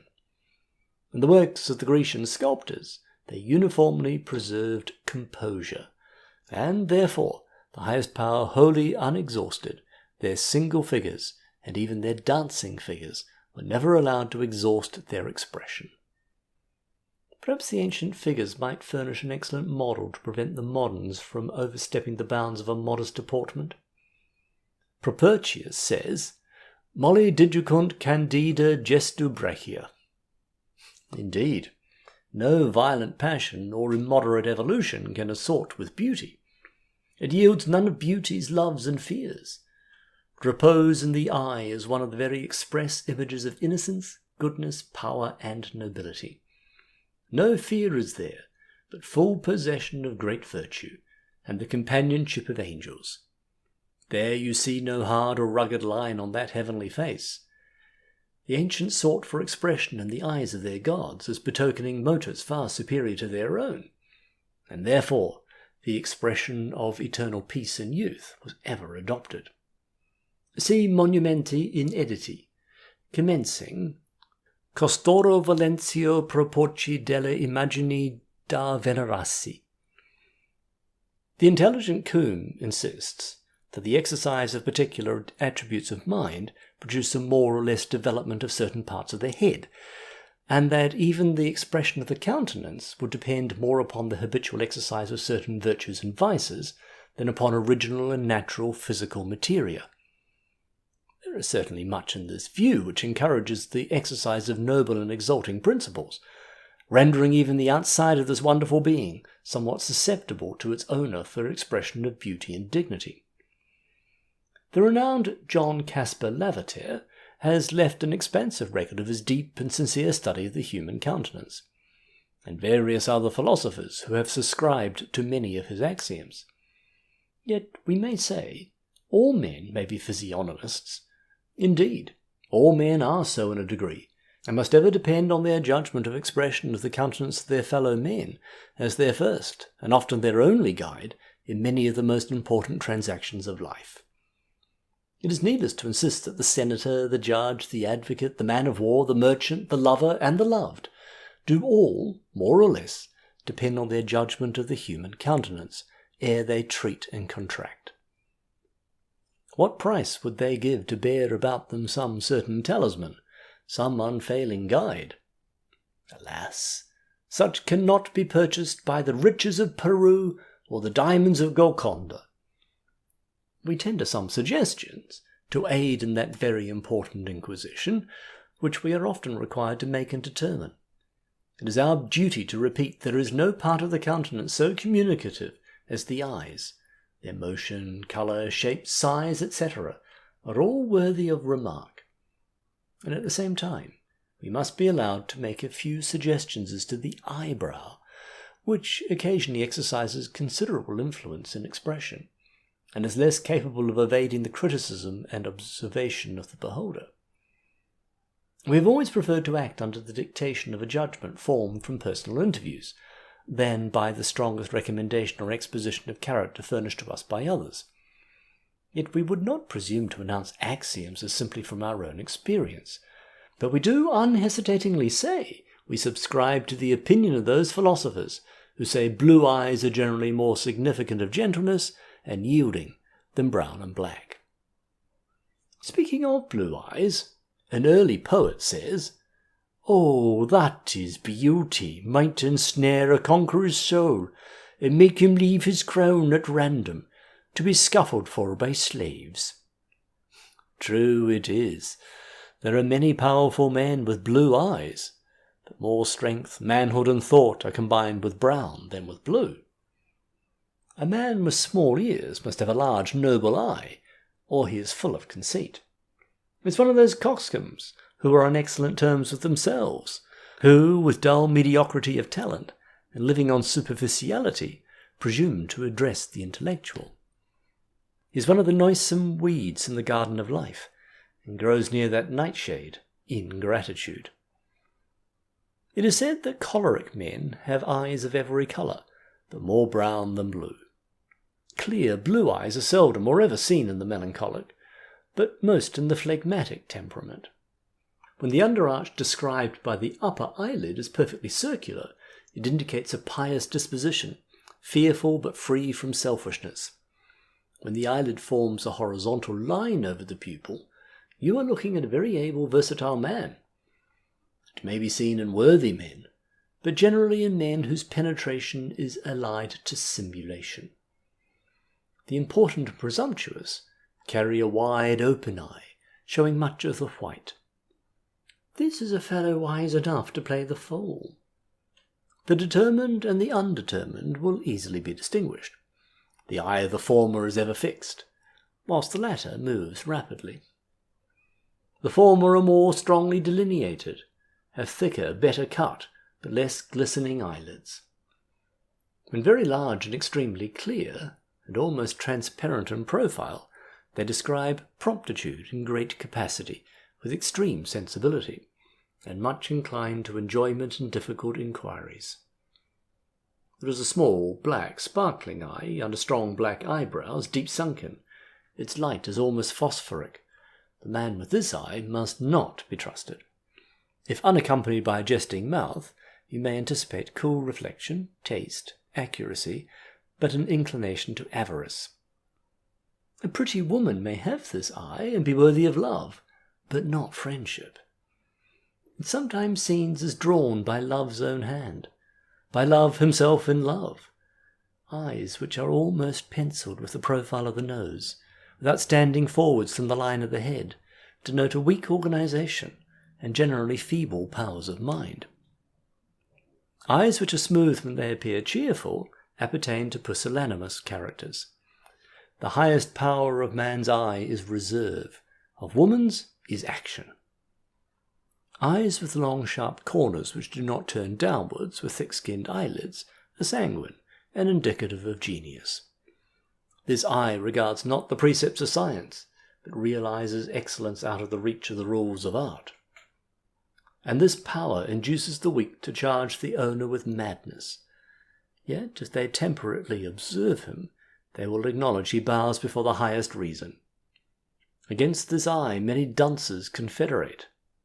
Horace says, speaking of genius, "He alone can claim that name who writes with fancy high and bold and daring flights."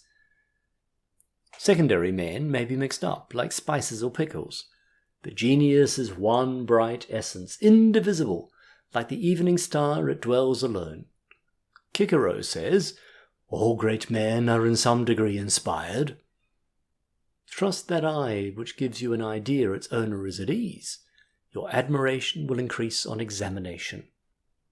There is beauty which accords with reason, and is not merely a creature of fancy. A well-formed forehead and open eye fears nobody, being itself power and generosity. Cicero says, there never was such a great man but by divine inspiration. This is the man who is above grief, abhors buffoonery, will never be unjust, and if it were not for the compassion of his heart, he would be invulnerable. He's armed without that's innocent within. Horace. Eyes which are large, open, and clearly transparent, which sparkle with rapid motion under sharply delineated eyelids, certainly denote high qualities, quick discernment, elegance, and taste, irritability, pride, and ardent love. This eye the Italians describe as bellezze pellegrine. Weak, small eyebrows with little hair and very long converse eyelashes portray their owners as mean and weak, and remind you of Shakespeare's words. Alas, how is it with you that you do bend your eye on vacancy, and with the uncorporeal air do hold discourse? The tranquil, powerful, quick-glancing, mildly penetrating, calmly serene, languishing, melting, slowly moving eyes. Eyes which vault against their casement, radiate as they move, and colour their object like themselves, and are a medium of exquisite or spiritual enjoyment, are never very round or entirely open, never deep-sunken or far projecting, never have obtuse corners or sharp ones turning downwards, but are apparitions of beauty, lighting, and delighting everywhere. Trust, love, live for, labour for, hope for, fear for, wait for, die for those eyes, for you will see them in heaven. There is a blue eye, dull, sharply defined, which illumes a dark delve under a bony, almost perpendicular forehead, which in the lower part sinks somewhat inwards, and above is conspicuously rounded, which never attends the generous or wise, but generally heralds the proud, suspicious, mean, and cold-hearted. The more the upper eyelid, or the skin below or above the ball of the eye appears well defined, shading the pupil, the more it characterizes refined sense, amiable love, truth, and eternal delicacy. Beauty knows beauty, loves her, reflects her. Trust not that man whose eyes can coolly look upon the object which should be the most sacred object of his adoration, who expresses not veneration and reverence. Such can make no claim to sensibility or spirituality. Trust him not. He cannot love nor be loved. No lineament of the countenance full of truth and power can be found with him. He is to be seen with projecting, rolling eyes, with oblique lids, or deep sunken small eyes, under a perpendicular, hard, long forehead. Eyes which show the whole of the pupil, and white above and below it, are either constrained or unnatural, and only observable in restless, passionate, and half-simple persons, and never in such as have a correct, mature, sound, unwavering understanding. Fixed, mild, open, projecting eyes, in insipid countenances, are pertinacious, without firmness, dull and foolish, with pretension to wisdom, cold, though they wish to appear warm, and are only suddenly heated, without inherent warmth. Remember, all men must die. The mean and hard-hearted, whose eyes have preferred to see their counterfeits of peace, rather than happy, living, intelligent countenances. They also must be there at the judgment, and then, as here, you will see their small grey eye, peering about from the tottering throne of avarice. The eye of some is full of romance and feeling, and seems to portray varied pictures. In some you seem to see foreign lands, sweet wild scenery, and fancy walks by Ganges' side or Armenia's wilds. In some you may behold lighted halls of pleasure, where living stars of loveliness wear their silver and golden raiment. In some eyes you see genius stepping forth, clad in the grandeur of contemplation and wearing the damp and fervid heat of ambition. 'Tis on such occasions you may see the spirit sitting on its throne of light eternal. The beauty and spirituality of some eyes exceeds the status of mere reason, and yields a path for the majestic step of imagination. Through the eye, love beams and hovers, imparting a luxuriant animation which causes adoration. The mouth has its beauties and indications, but requires the aid of other features ere it announces much passion or feeling. Its expression is slow and irregular, so that we soon seek those channels through which spirits congratulate, contend, and sympathize. 'Tis there an altar is ever burning. 'Tis there we take great problems and anxious theorems for those alchemists to expound and render intelligible. Rapidly, perfectly, and with minuteness is every conceit of the soul rendered intelligible. Those oracles, ancient as the archives of heaven, give language of truth's eloquence, more faithful than any other outward communication. The eye speaks in a language never before spoken, and which belongs to no place, yet is everywhere acknowledged. It is never submitted to be written, and defies transcription of the indifferent. Its tones are softer than a sigh, and yet as loud as the blast of the wild gales which traverse the Atlantic. This incomparable power dashes through all distance and all space, and passes through climes illimitable, and portrays to its devotees distant lands, clashing of arms, the soothing murmur of the western waves, love's holy places, the murky paths of revenge, the seat of sorrow, and mount of hope. This beautiful organ is one of the spirits of truth, enlightening the spirits of mortals, from the cradle to the grave. Even the clenching hand of death cannot darken this wondrous power, but it is the first spirit to cry out, "Vital spark of heavenly flame!" The first to hear, "Sister spirit, come away." Doubt not, reader, that the eye hears. The sympathy of the senses is undoubted. The earth, the air, heaven, and all worlds are full of eyes. God's kind eye meets man's eye 10,000 times in 1,000 places and under many and varied circumstances. The sublime volume of revelation is full of eyes. Nature is full of eyes. The past, the present, and the future are full of eyes. There is concord of sweet looks for the virtuous, but the selfish and unjust fear to look on the walls of time or in the clouds of eternity. Shakespeare speaks of the mind's eye. Here as everywhere he was correct. There are spectres, spirits embodied and disembodied, all with eyes. The eternality of sight of the searching one is ever before us. We bow, we shrink, and the proud ones cry for mountains to fall upon them, to hide them from the eye of almighty power. The child of genius, the hour of despair, the delight of love, the waiting of fear, the burst of joy, the gleam of revenge, the purposes of imagination, and all the towering plans of souls in time and eternity are told by the eye. The eye of genius commands all time. The past and the future are part of its domain, and as it proceeds in its excursions and exercises among its many worlds, it encounters varied visions. It sees Athens full of eyes, the works of the sculptors of ancient Greece and Rome, the plains of Marathon and the straits of Thermopylae. The games, Olympic, are again seen.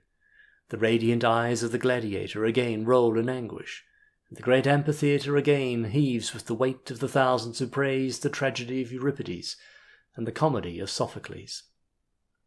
Time and its worlds of definition present no boundaries to the sight of mind and genius.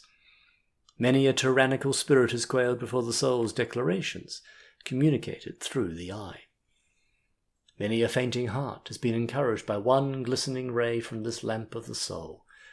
Many a pardon, many a promise, many a vow has required no greater declaration than that which the beam of the eye has emitted.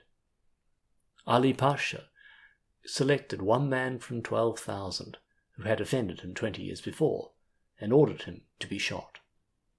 Cohorts of soldiers and mailed men have watched a Caractacus or a Napoleon, while the beams from the eye have so aroused, encouraged, and persuaded men to die in triumph and rejoicing. Desdemona could see the soul of Othello through those glistening avenues. St. Peter was sinking in the waves, till he looked to the eyes of his Lord. By the motion of this wonderful organ, the dying one has said, I am hastening to my mansion in heaven, and angels guard my head. I fear no evil. End of chapter 9. Eyebrows. If the forehead has decided grace and intelligence, the brow can seldom defeat this effect. Indeed, the forehead generally unites some other kindred expression, which leaves no doubt of the dignity of the mind. Perhaps no forehead is so rare and so beautiful as that of Shakespeare. The noble and good are generally known, yet, as we have before said, we deem the eyebrow very influential in aiding the expression of some countenances. Indeed, some are so masked with selfish desires and the versatility of cunning that the eyebrow must be regarded as almost the only part unable to hide the worthlessness of its proprietor. There are many instances which prove the high degree of intelligence expressed by the brow. Amongst such we quote Torquato Tasso, Boileau, Turenne, Newton, Wesley, Dr. Melville, Sir Astley Cooper, Byron, Moore, Scott, Sir Roger Murchison, Mr. Justice Coleridge, Mr. Rolt, Q.C., Professor Ferguson, Lord Justice Knight Bruce, the late Mr. William Follett, and many eminent men. There is also a female dignity of brow, but that is regularly arched, and gives the idea of power and beauty. The horizontal brow is generally a masculine possession, but when in woman's countenance there is generally an arched line aiding the illustration of a gentle heart. There are many rough but honest-hearted men who bear wild and perplexed brows, yet there are brutal, selfish, covetous ones wearing this brow, and, unless the hair is obviously soft and glistening, you must avoid them, for as they have ardour and passion, it is dark and evil engagements. The hairs running parallel, as if cut, and at the same time compressed, are leading indications in man and woman of firm understanding and an unerring perception. And when there is a crescent in the brow when smiling, the fair owner of this brow is poetical and imaginative. When speaking of the size of the eye, or brow, or ear, the physical stature must be considered, and that which would be small in one is not in another. Meeting brows give the face a crafty and gloomy appearance, and occasionally denote dark and dangerous purposes of heart. Wild eyebrows are never found with an absolutely mild and yielding disposition. Eyebrows waving above the eyes, short, thick, not long nor broad, very often denote capacious memory. The ingenious, flexile, mild and good very often have these brows. Thick, black, strong eyebrows declining downwards, close upon the eye, shading deep, large eyes, and accompanied by a sharp, indented, uninterrupted wrinkle of the cheek, which on the slightest motion manifests contempt, disdain, and cold derision, and having above them a conspicuously bony forehead, are allied to the murderer and general felon, or the brutal desire of doing injury to others. If you must ever yield to such, do not let them discover they have you thoroughly under their influence. There is a sunken eyebrow, which tells of the severe and melancholy thoughts which defy the light of life to remove. It never attends the mind of the profound, nor is there moral courage or forecasting in such countenances. Weak eyebrows denote pusillanimity and meanness in man, and also with woman if she is otherwise physically strong. But if delicate, you must consult the eye itself, as this weakness of brow may be gentleness. Irregular, interrupted eyebrows denote impetuosity. If the brow is very near to the eyes, the more earnest, deep, and firm will the character be. The more remote from the eyes, the more volatile, easily diverted from any enterprise. White eyebrows suggest weakness and want of self-reliance. Here the grey mare will be the best horse, and so it should be. We know there are exceptions to this rule, where the amiability of spirit o'ershines all physical development. The dark brown was power, permanency, defiance of fate, bearing vicissitudes, and courteous to death himself. This is man. There are motions of the eye which demand more notice than the very lines and colours. These motions often perfect the image of anger and contempt, superciliousness and pride. Men with small ears seldom have brows which you care to examine. They generally denote the niggard and conceited. The eyes of such are generally small and fitful in motion, and never to be trusted. Of course, this observation does not apply to the fair sex, as Dame Nature delights to make some of her choicest works small, as indicative of innocence and sweetness. When she makes the eye and ear of man small, she sends such forth as exceptions of her power, and to try the perception and precaution of her more favoured children. Of such persons are they who desert all principle, if it requires manly courage to support it. They are too conceited to importune with their presence, and therefore it will be your own fault if you suffer them to annoy you. If they ever have, you have learnt a lesson you will never forget. There are some so woefully deep in this ditch of conceit that they would sacrifice property, and even the life of their friends, rather than acknowledge themselves incorrect. When this is made manifest, the whole being displays one feeling, viz., malignant malice. Here and there we meet with an exception as to the expression, but you will be seldom deceived if you avoid them. Of course, the forehead may rule. As age advances, the brow of man generally becomes shaggy, with a wild luxuriance, but in middle age this appearance denotes a manly understanding, though seldom original genius, but never a volatile tenderness and spirituality.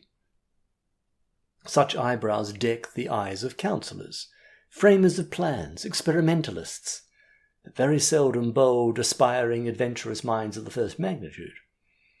Horizontal eyebrows denote understanding, coldness of heart, and capacity for framing plans. One of the best judges of eyes and eyebrows is woman, as she is mostly free from those circumstances which mislead. She is herself a prophetess, and of kind and unprejudiced mind.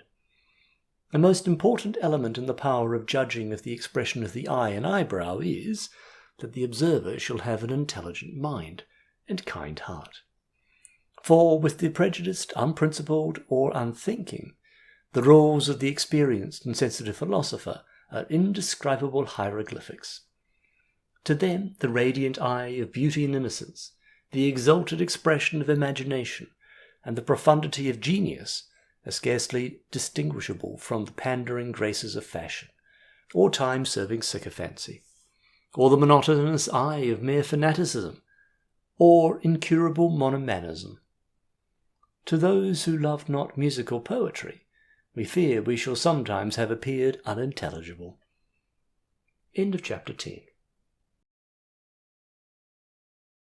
Poet's imagery. Addison said, "A beautiful eye makes silence eloquent, a kind eye makes contradiction and assent, etc. This member gives life to every part about us, and I believe the eye is in every part of us." Dr. Roget says in his Bridgewater Treatise that visual impressions are those to which the philosopher resorts for the most apt and perspicuous illustrations of his reasoning, and it also forms the same inexhaustible class of principles from which the poet draws his most pleasing, graphic, and sublime imagery. We shall dare to spend one fleeting moment with those spirits, the poets. They are gone to their reward, but as good angels they still minister to us, guide and illuminate. They are around our bed, and watch our sleeping hours. They raise the eyelid of love and charity. They carol in our path, and summon us to pray. They state in clarion voice, and raise our highest emulations. They whisper quietly, and hush our meditations by the tomb and grave of the lovely and the loved. This world owes many of its sunniest hours to them. They never die.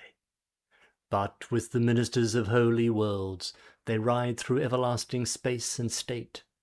They travel as great kings and conquerors, then yield their fiefdom up on high to God, midst principalities and worlds unknown, while light insufferably bright comes forth to mark their radiant way and deck their souls with glory's rays, while countless ages roll. We are well pleased to be able to present the testimony of the poets in favour of our views respecting the eye. The poets! These ethereal beings, though unseen, still wave their tridents o'er the moral world, rousing the passions and affections to exquisite delights. Sir William Temple says, "Let no one avow a disregard for poetry or music, lest his principles and temper may be called into question." Goldsmith says, "Thou sweet poetry, thou loveliest word." Coleridge says, "Poetry has yielded to me an exceeding great reward." Tieck says, "'Tis this has charmed the hours of solitude." Jean-Paul says, "There are many tender and holy emotions created by poetry." Our object for making liberal quotations from this treasury is to secure the aid of the poets in sustaining the principles we have and shall enunciate in these pages. These spirits are everywhere, although mostly to be met in quiet sequestered paths. Yet in midst of war and bloody scenes, there mused at long reveries at mythology. Yes, there fell a spirit as sinks the star of day beneath its watery bed of western waves, the noble of noble birth, ennobling nobility itself, Byron. This child of song and love has left many evidences of his appreciation of the eye as indicative of character, beauty, and excellence. Speaking of Donna Julia, he declares that pride, anger, and love were detected in her eyes.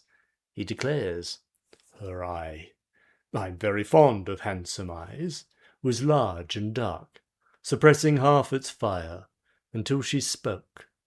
Then through its soft disguise flashed an expression more of pride than ire, and love than either.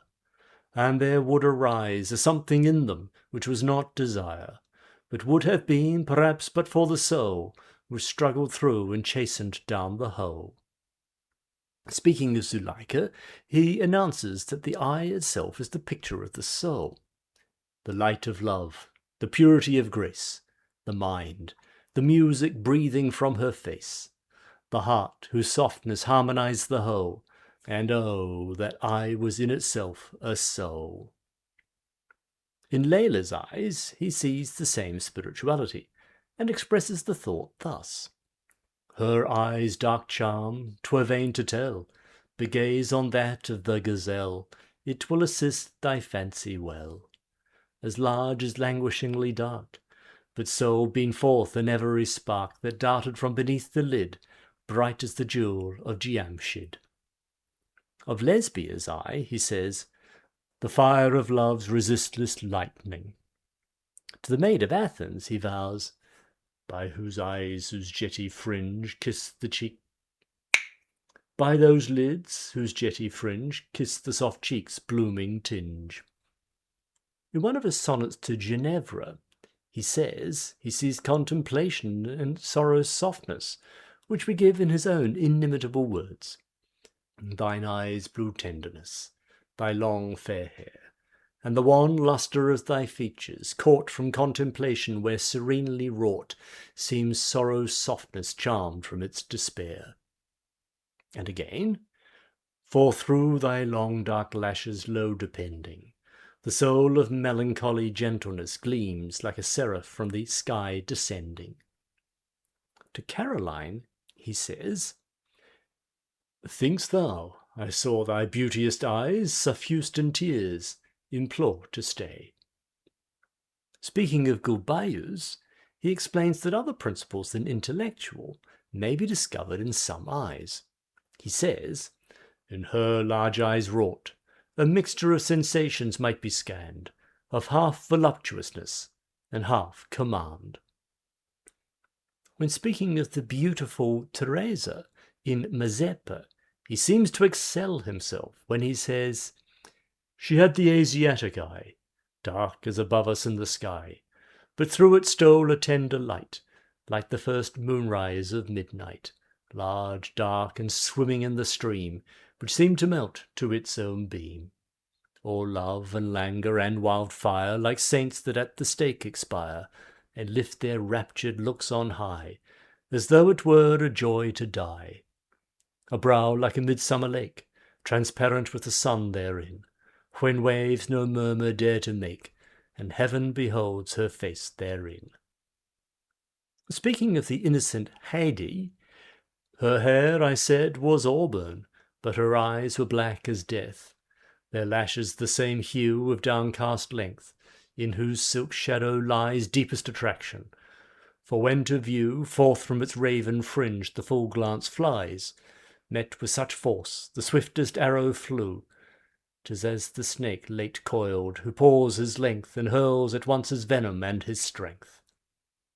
Speaking of Haidee, he describes the sympathy and the influence of the eye. He says, "Round her she made an atmosphere of life. The very air seemed lighter from her eyes. They were so soft and beautiful and rife with all we can imagine of the skies." When speaking of the young star Aurora Raby's eyes, he discovers a heavenly mindedness and a peering into heaven itself.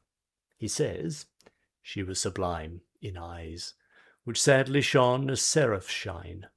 All youth with an aspect beyond time, radiant and grave as pitying man decline. Mournful, but mournful of another's crime. She looked as if she sat by Eden's door, and grieved for those who could return no more." We must not forget some of the several parts of the Jiao. In the following, he describes other than pleasant qualities as gleaming through the eye. He says, "Dark and unearthly is the scowl that glares beneath his dusky cowl. The flashing of that dilating eye reveals too much of time gone by. Though varying, indistinct its hue, oft well his glance the gazer knew.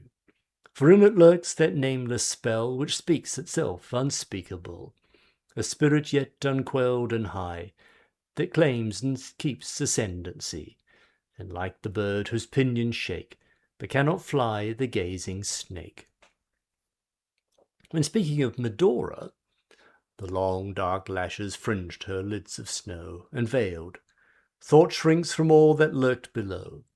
Oh, o'er the eye death most asserts his right, and hurls the spirit from her throne of light. Sinks those blue orbs in that long last eclipse, but spares as yet the charm around her lips.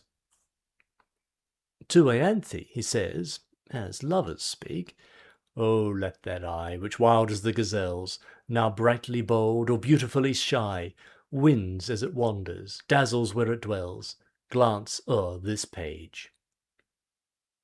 The far-famed fire-worshippers, the prince of Ireland's poets, denounces the unearthly purposes to be seen in the eye, as portraits of the soul's designs. "When he hath spoken strange awful words, and gleams have broken from his dark eyes, too light to bear, oh, she hath feared her soul was given to some unhallowed child of air, some erring spirit cast from heaven, like those angelic youths of old, who sighed for maids of mortal mould, bewildered left the golden skies, and lost their heaven for women's eyes." There is a line in his Loves of the Angels we may quote, as evincing the romance of the eye. "'Twas Ruby, in whose mournful eye slept the dim light of days gone by." That poet of woman's love, the inimitable and immortal creature of Erin's land, says, "The brilliant black eye may in triumph let fly all its darts without caring who feels them, but the soft eye of blue, though it scatters wounds too, is much better pleased when it heals them." Then again, "The blue eye half hid says from under its lid, I love and am yours if you love me. The black eye may say, come and worship my ray, by adoring perhaps you may win me." In his famed piece of Laughing Eyes he says, "So holy seem but given, a splendid beacon solely to light to heaven." This admirer of woman's eyes says, "Where light is ever playing, where love and depth of shadow holds his throne." And he talks of the pleasing hours he has spent watching and pursuing the light that lies in woman's eyes. At another time he says, "Poor wisdom's chance against a glance is just as weak as ever." In the beautiful melody of Holy Eyes, the poet reminds us of the great spirit Shakespeare. He says, "In her eyes a saintly lustre beams, and that most calm and holy confidence that guilt knows never." Those who admire one of Scotland's poets, or Robert Burns, may find many a characteristic reference to the eye. His song to Clorinda: "We part, but by these precious drops that fill thy lovely eyes, no other light shall guide my steps till thy bright beams arise." He evinces his belief in the sympathy of the eye in many ballads. In that to Lovely Nancy is this charming line, "Turn away those eyes of love." And again in the ballad, "O Mally's meek, Mally's sweet," he says, "Her golden hair beyond compare comes trickling down her snowy neck, and her two eyes, like stars in skies, would keep a sinking ship frae wreck." And again, when describing Peggy's charms, he says, "The lily's hue, the rose's dye, the kindling lustre of her eye, the tender thrill, the pitying tear, the generous purpose, nobly dear, the gentle look that rage disarms, these are all immortal charms." There are some other thrilling notes in Burns' songs, which, though tinted somewhat beyond general approval, fail not to find the sequestered corners of the heart, which describes to that axiom, "To the pure, all things are pure." There are many songs evincing his belief in the sympathies. For instance, in that song, "Farewell Thou Stream," he says of Eliza, "The music of thy verse I heard, no whist while it enslaved me. I saw thine eyes, yet nothing feared, till fears no more had saved me. The unwary sailor thus aghast, the wheeling torrent viewing, mid bubbling circles sinks at last in overwhelming ruin." Who can forget these words in a ballad?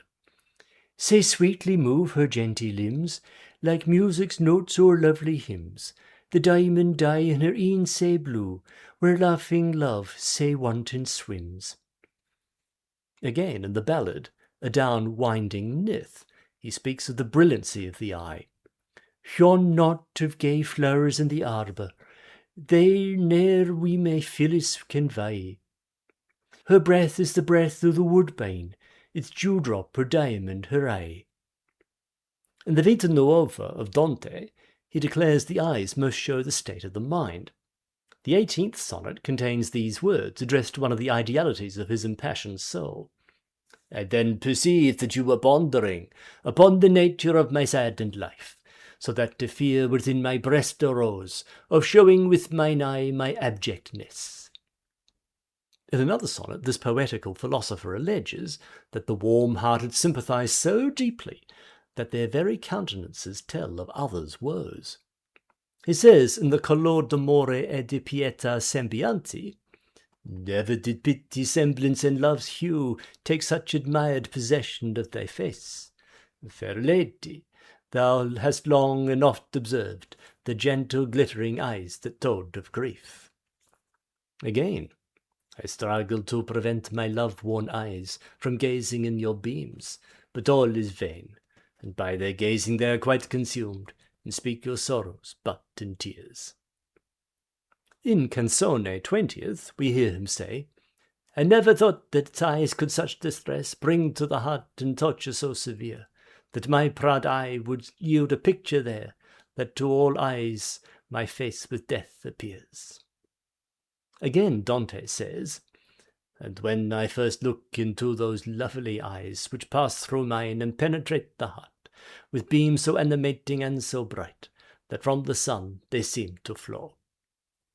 Anacreon is generally objectionable, yet we may quote his 27th ode.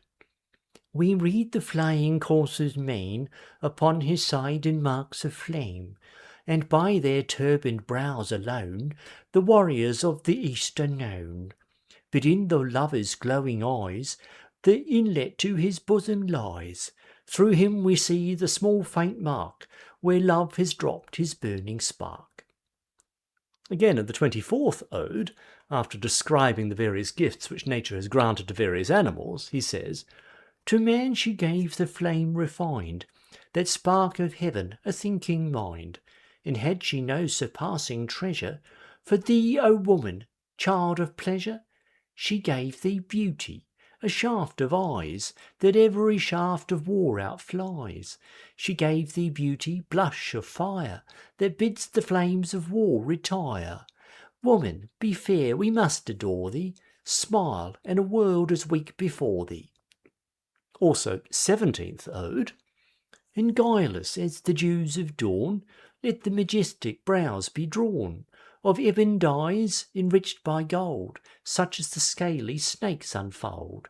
Mingle in her jetty glances power that awes and love that trances.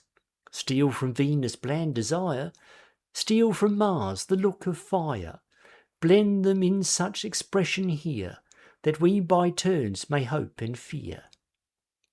Again, "Thy pencil, though divinely bright, is envious of the eye's delight." Coleridge says in The Daydream, "My eyes make pictures when they are shut. I see a fountain large and fair, a willow and a ruined hut, and thee and me and Mary there. O Mary, make thy gentle lap our pillow, bend o'er us like a bower, my beautiful green willow."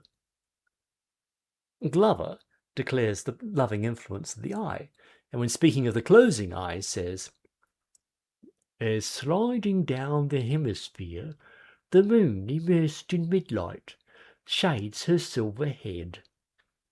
The elegant Spenser declares the spirituality of the eye. He aptly refers to the lights of heaven. He says, "Compare her eyes, not to the sun, for they do shine by night, not to the moon, for they are changing never, not to the stars, for they have purer light, not to the fire, for they consume not ever, but to the Maker's self they lights be, whose light doth lighten all things here we see." Listen again, he says, "In her fair eyes 2 living lamps did flame, kindled above at the heavenly Maker's light, and darted fiery beams out of the same, so passing brilliant and so wondrous bright, that quite bereaved the vast beholder's sight." Butler has not forgotten woman's eye. "The darts of love like lightning wound within, and though they pierce it, never hurt the skin. They leave no marks behind them where they fly, though through the tenderest part of all, the eye." And Campbell says, "When all is still in death's devoted soil, the march-worn soldier mingles for the toil. As rings his glittering spear, he lifts on high his dauntless brow and spirit-speaking eye." Collins is a faithful artist of the passions. He says, "With eyes upraised, as one inspired, pale melancholy sat retired." Smollett speaks in his Ode to Truth, "'Tis truth, I see her set in majesty of light, with laughter at her side, bright-eyed fancy hovering near," etc. The author of The Pleasures of Imagination concurs with those poets who compare the light of the eye to the dawn of day. Milton also says, "The eyelids of the morn." Akenside says, "Hither, gentle maid, incline thy polished forehead, let thy eyes effuse the mildness of their azure dawn." Young, a poet too much disregarded, describing a good man, says, "With aspect mild and elevated eyes, behold him seated on a mount serene." The pen of Bulwer declares the beatific character of the eye and says, those eyes, how full of heaven they are, when the calm twilight leaves the heaven most holy, Tell me, sweet eyes, from what divinest star did ye drink in your liquid melancholy? Tell me, beloved eyes. Kirk White, whose journey in this life was short, could not resist some thoughts on this interesting subject. He says, "Sweet Jessie, I with transport burn thy soft blue eyes to see. Sweet Jessie, I would die to turn those melting eyes on me." Again, this young poet becomes ecstatic and says, "Oh, that my soul might take its final station in her waved hair, her perfumed breath to sip, or catch her blue eyes' fascination, or meet by stealth her soft vermilion lip."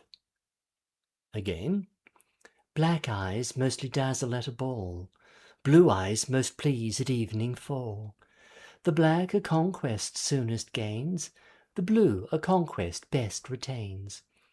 The black bespeaks a lovely heart, whose soft emotions soon depart. The blue a steadier flame betray, which burns and lives beyond a day. The black the features best disclose, the blue my feelings all repose.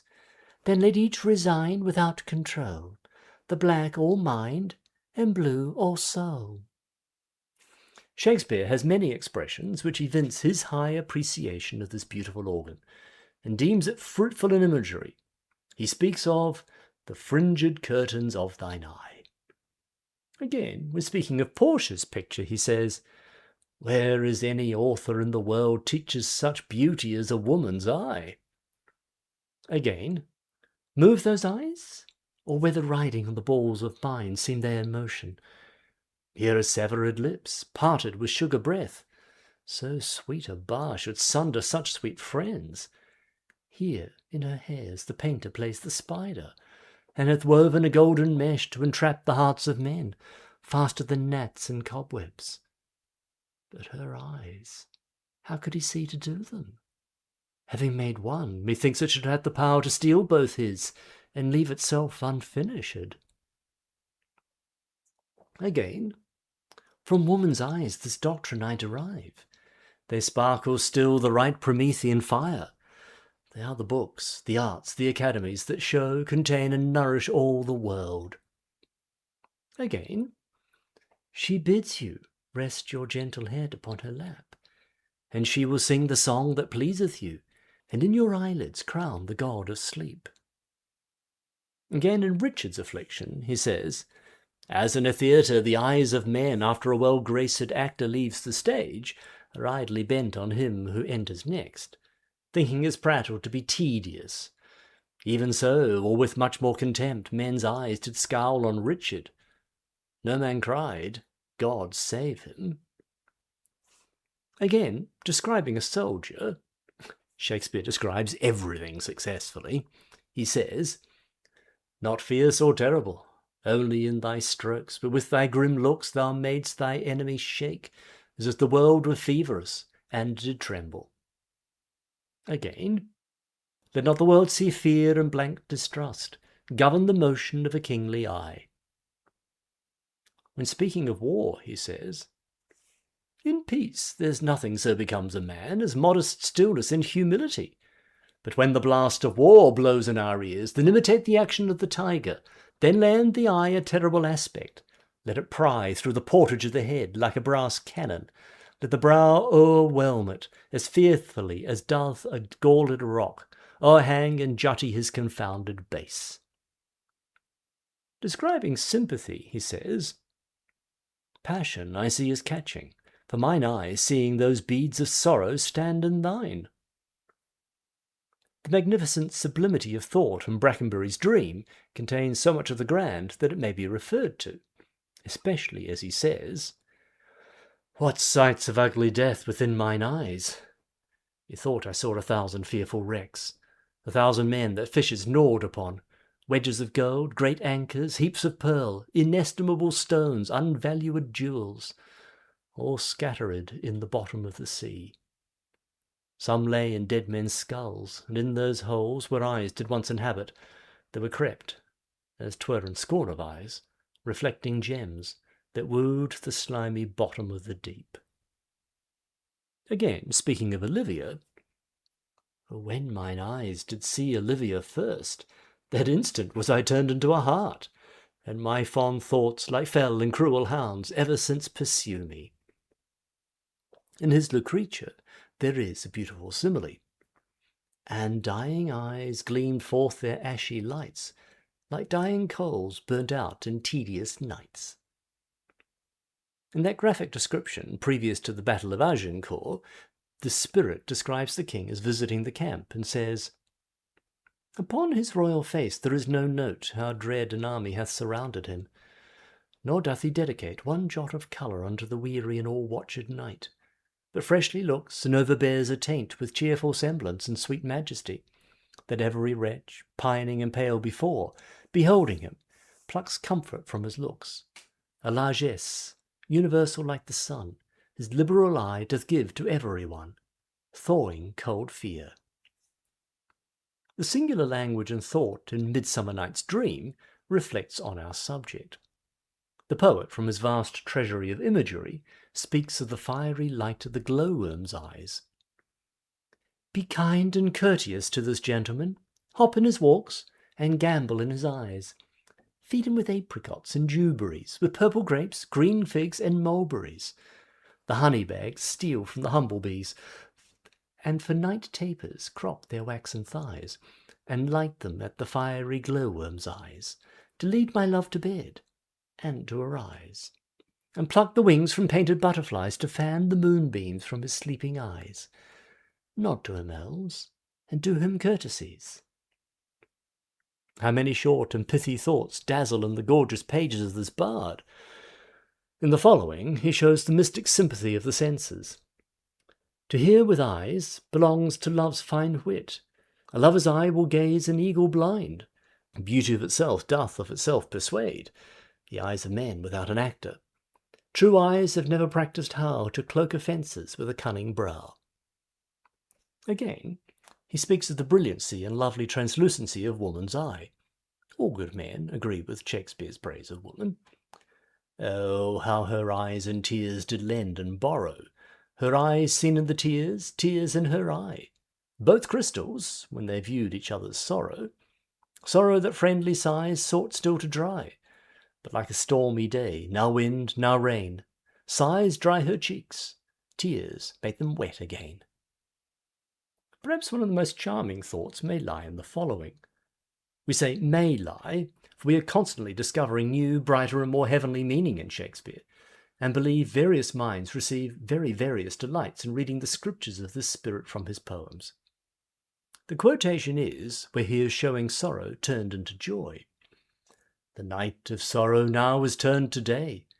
Her two blue windows faintly she upheaveth, like the fair sun, when in its fresh array he cheers the morn and all the world relieveth. And as the bright sun glorifies the sky, so is her face illumined by her eye." Again, here is one of our own figures.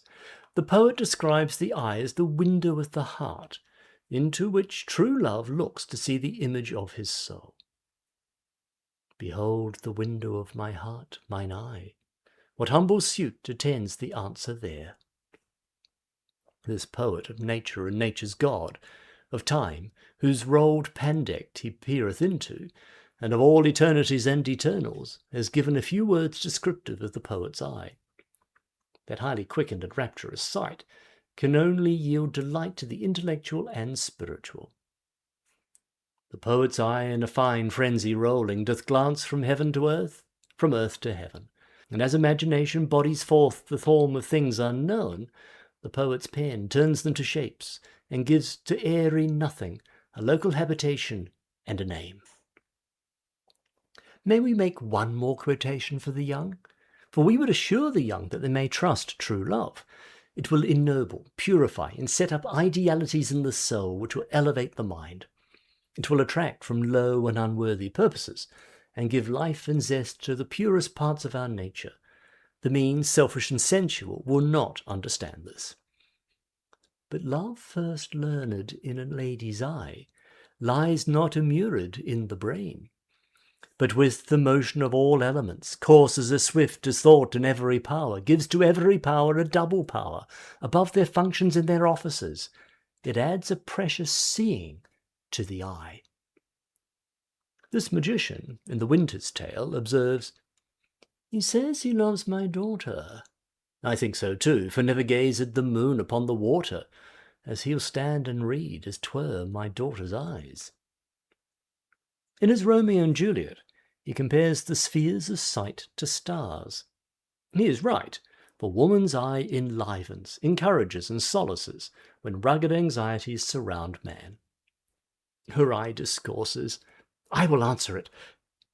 I am too bold. 'Tis not to me she speaks. Two of the fairest stars in all the heaven, having some business, do entreat her eyes to twinkle in their spheres till they return. What if her eyes were there? They in her head. The brightness of her cheek would shame those stars, as daylight doth a lamp. Her eye in heaven would through the airy region stream so bright, that birds would sing, and think it was not night. Byron says, the eye is made bright by sleep, and we may quote, "The crowd are gone, the revellers at rest. The courteous host and all approving guest again to that accustomed couch must creep, where joy subsides and sorrow sighs to sleep. And man, o'erlaboured with his being's strife, shrinks to that sweet forgetfulness of life. There lie love's feverish hope and cunning's guile, hate's working brain and lulled ambition's wile. O'er each fain eye oblivion's pinions wave, and quenched existence couches in a grave. What better name may slumber's bed become? Night's sepulchre, the universal home, where weakness, strength, vice, virtue sinks supine, alike in naked helplessness recline." End of chapter 11. Genius. The eye of genius is very different to that eye which allows the feelings to lead and predominate. With genius there is none of that fluctuating or flickering which indicates the shallowness of the stream. The brow is sometimes drawn back so that the ball appears very prominent. The eye assumes to represent the whole soul, and seems to suppress the office of every other feature. There is then an imperialism in the eye which belongs to the grand and sublime. It moves slowly, calmly, and in curves through a sphere of moderate extent. The look is pleasing, very intelligent, and sometimes keen. The pupil is contracted, and the iris is in a state of tension. The lustre is sometimes most dazzling. The brow is rather bent down, and not unfrequently indented. Doubtless no power or attribute of the mind can execute its mission unless all other parts of the mind are in due order. And perhaps it is somewhat difficult to give a definition to genius. We consider strong imagination, piercing judgment, originality, and invention, with independence of thought and action, as indispensable elements of genius. It is the power of clearly conceiving and properly combining images and sentiments, either as they relate to utility or refined taste. It is the highest effect of sensibility and reason, the power of associating ideas harmoniously. Poetry, painting, and music are sciences peculiarly beholden to genius. Poetry is the language of pure passion. Painting is silent poetry. Music is the accent of passionate expression. Some do not allow this grand power to be one of the properties of woman, but if we are correct in our analysis, we can testify to the contrary. We must remember Boudicca, Eleonora of Aquitaine, Queen Elizabeth, Catherine of Russia, Wilhelmina Anspach, the unfortunate Mary, Mrs. Siddons, Mrs. Clark, Anna Maria Porter, Miss Cushman, Mrs. Sigourney, Mrs. Carpenter, Lady Strafford, Catherine of Aragon, but names are needless. We have in these days women, intellectual and lovely, moving amongst us like stars of glory. They are courteous and affable, but you may see in their eyes that which reminds you of deep, magnificent lakes inhabited by spirits who hold fiefdom under the seal of grandeur. They're constantly communing with beings free from the ties and thraldom of time. Their palace standeth in the air, by necromancy placed there, that it no tempest needs to fear, which way it blow, or high soe'er. And, when the moon is laid asleep, sitting in her silver chair, then walks Genius with slow step, midst things unseen. Thus it fell upon a night, when there was naught but starry light. The eye of a woman of genius is always bewitching, and in every clime is worshipped. Many bow as at a shrine. Lowly they whisper, look, and pass along. They feel they are on holy ground. No heedless foot disturbs the beatific exercises of genius. Let not the vain enter her palace. There sits death, as a guest invited to cast his sombre shade amongst these sublimities. Sweet, gentle taste and memory are part of her court. The knell of judgment rolls across the enchanted towers. List! She moves. The chimes of enchantment have commenced. She summons her spirits to wait upon her. They strew stars of mystic brilliancy. She stares at death until he hies away. She charges the cauldron of unearthly elements. A thick cloud arises, spreading narcotic fragrances. Her brow is damp with immortal dews. The quivering of the aspen comes o'er this magnificence in all its elements. Memory steps from her seat. The spell is broken. The passion of genius is o'er. But there are other revelations in which she exercises. She turns towards the blue sky. She sees some fond companion, some loving star. They exchange radiations of affection.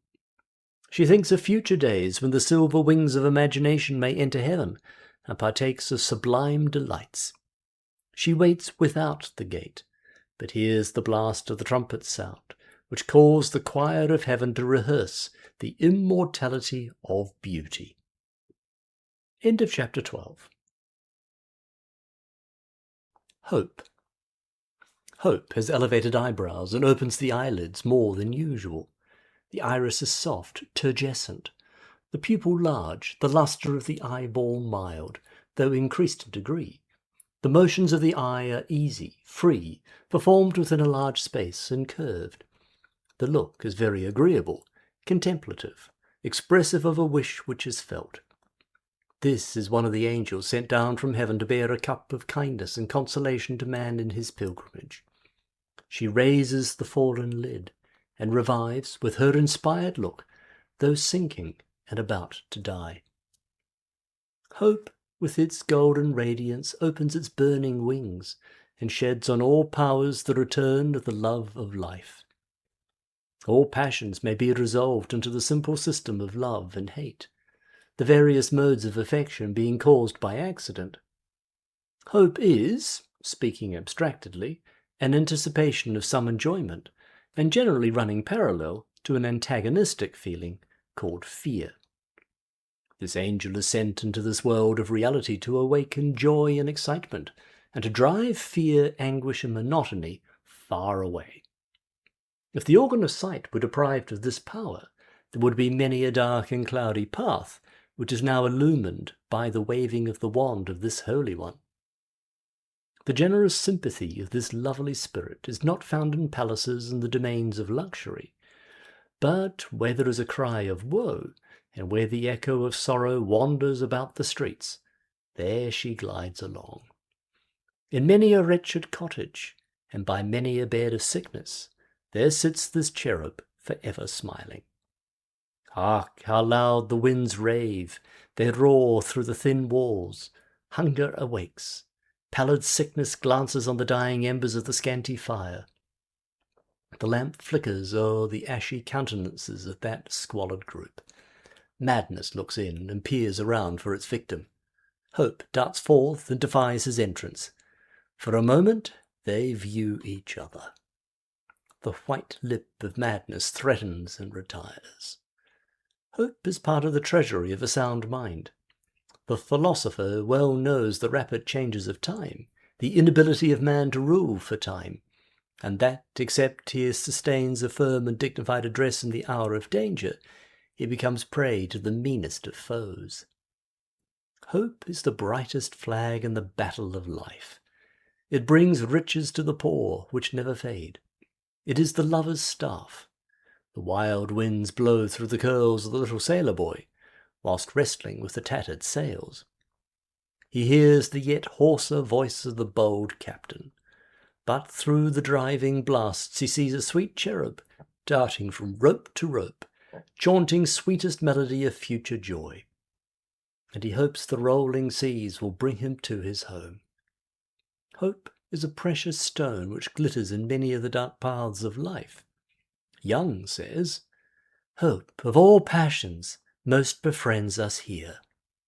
Campbell says, "Audacious hope, in thy sweet garden grow wreaths for each toil, a charm for every woe. Won by their sweets in nature's languid hour, the way-worn pilgrim seeks thy summer bower. There as the wild bee murmurs on their wing, what peaceful dreams thy handmaid spirits bring. What viewless forms the Aeolian organ play, and sweep the furrowed lines of anxious thought away." End of chapter 13. Innocence, or the Eastern Eye. The natural appearance of the brow is unaltered, as no passion, no hope or fear has ever been there. Peace sits there on her Parian throne. Her various fairies are couchant around her. No appearance of alarm or rancour there. The portals of the palace of this divinity are kept by silence. The upper lid has a play so slow and easy that you scarcely think it lives. Yet you may observe a constant downward tendency. The lower lid is elevated, the pupil clear and expanding. There is much lustre about the sclerotica. A lovely and chaste peace which pervades the whole expression is akin to modesty, but its name is innocence. Milton says, "So dear to heaven is saintly chastity, that when a soul is proved sincerely so, 1,000 liveried angels lackey her, driving far off each thing of sin and guilt." This is the Eastern beauty clad in ignorance and innocence, and the sweet little eye moves slowly in curves and lines, but heedless as hopeless. It has no hope, no fear, no joy or sorrow, and it seems adapted to the narrow area and few objects over which it may exercise. It expresses none of nature's delights, yearnings, or solicitudes. It may not roam over nature's beauties, nor gather one fresh thought to feast the lonely heart, or take some humble part in these ecstasies and luxuriant delights which social variety presents to the more favoured beauties of Spain, France, and England. Though bright and dark, well-shaped and pleasing, it seems to decline sympathy. Apart, and scarce permitted, guarded, failed to move, she yields to one her person and her heart, tamed to a cage, nor shows a wish to roam. The life of the young Turkish females is one of luxurious idleness. They rise early, have frequent baths which render their bodies soft as velvet. Bathing and sleeping consume their heavy hours. The lady described in the illustration is but one of many slaves of one master. Alas! All the splendour and various coloured furniture cannot light up that eye with nature's dazzling glory. It is day by day the same placid and monotonous orb. How great are the privileges of some! Roscoe says, "Freedom! Blessed gift, whom none condemn who know, dear is thy presence in this world below. If thou be absent, life no joy affords, despised its titled pomps and useless hoards." But Moore is more felicitous when he speaks. "There is a land where souls are free, where tyrants taint not nature's bliss. If death, that world bright opening be, oh, who would live a slave in this?" It cannot be surprising that the countenance of innocence has but few lines. It is the sequestered mead over which the passions never step. It is the placid lake which is rarely ruffled by even the playful breeze. It is the sphere of peace, free from all rugged marks of fear or sorrow. Its eye, as we have said, describes a peaceful, unsuspicious, passionless spirit, awaiting the summons to its mansions, not made with hands, and prepared from the beginning of time, to which it received its title from that voice of love which descended from Mount Olivet. End of chapter 14. Love. Love wears a glowing, full eye which imparts its coruscations to all around. The presence of love warms and awakens to all social amenities. The eyebrows generally expand towards the temples. There is a very seductive expression produced from the elevation of the lower lid. The iris glistens, as though beaming in humid pearls. Confidence sits gallantly enthroned in the enlarged pupil. The soul cannot be seen, but many a trickling diamond tells of the inward delights. The motion of the eye is slow and easy, except when love is embittered with fear or doubt or jealousy, and then it is very uncertain in its motion, as it is no longer a principle, but a passion, full of fitful and rapid vigilance.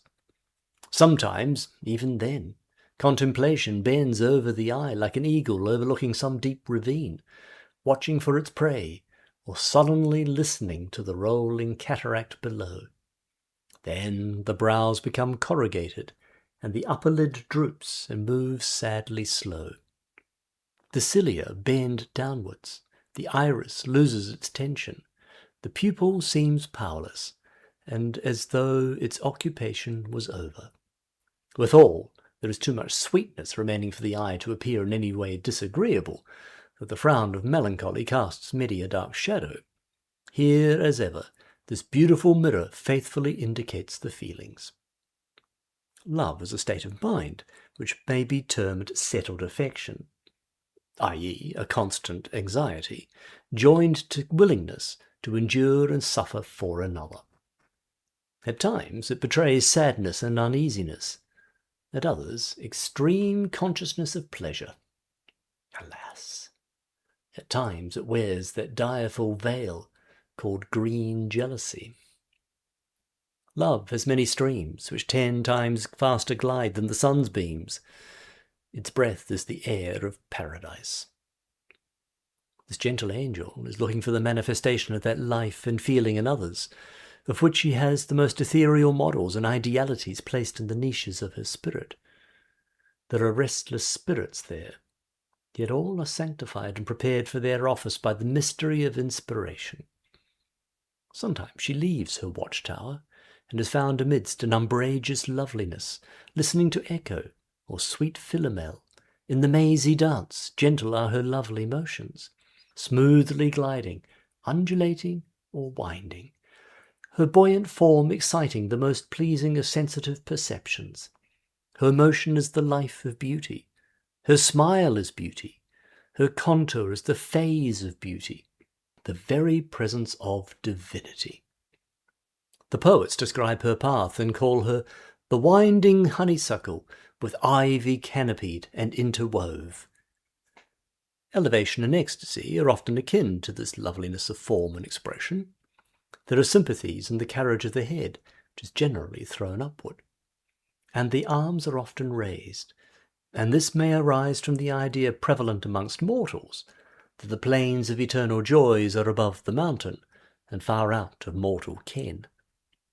This also is a phase of beauty, as an expression of the most delightful feelings, conveyed by means of that which is to sense most delicately pleasing. There is gentleness of form, and combination of influences, which conjoin to animate and delight. This spirit love refines all ideas and conjoins with all holy desires, which mutually assist each other and multiply the exuberance of joys, till at length the highest excellence of social perception may be attained. End of chapter 15.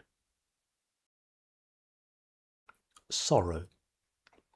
The eye of earthly sorrow is generally securely hidden by the lid, and directed to the ground, the brow taking the same direction. Poor sorrow has nothing to show or boast of. It is generally its own nurse and physician.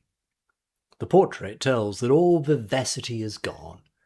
The nerves are all agitated at the root, while a multiplicity of sensations and impressions are all acting and imparting to those eyes tenderness, devotion, and meditation.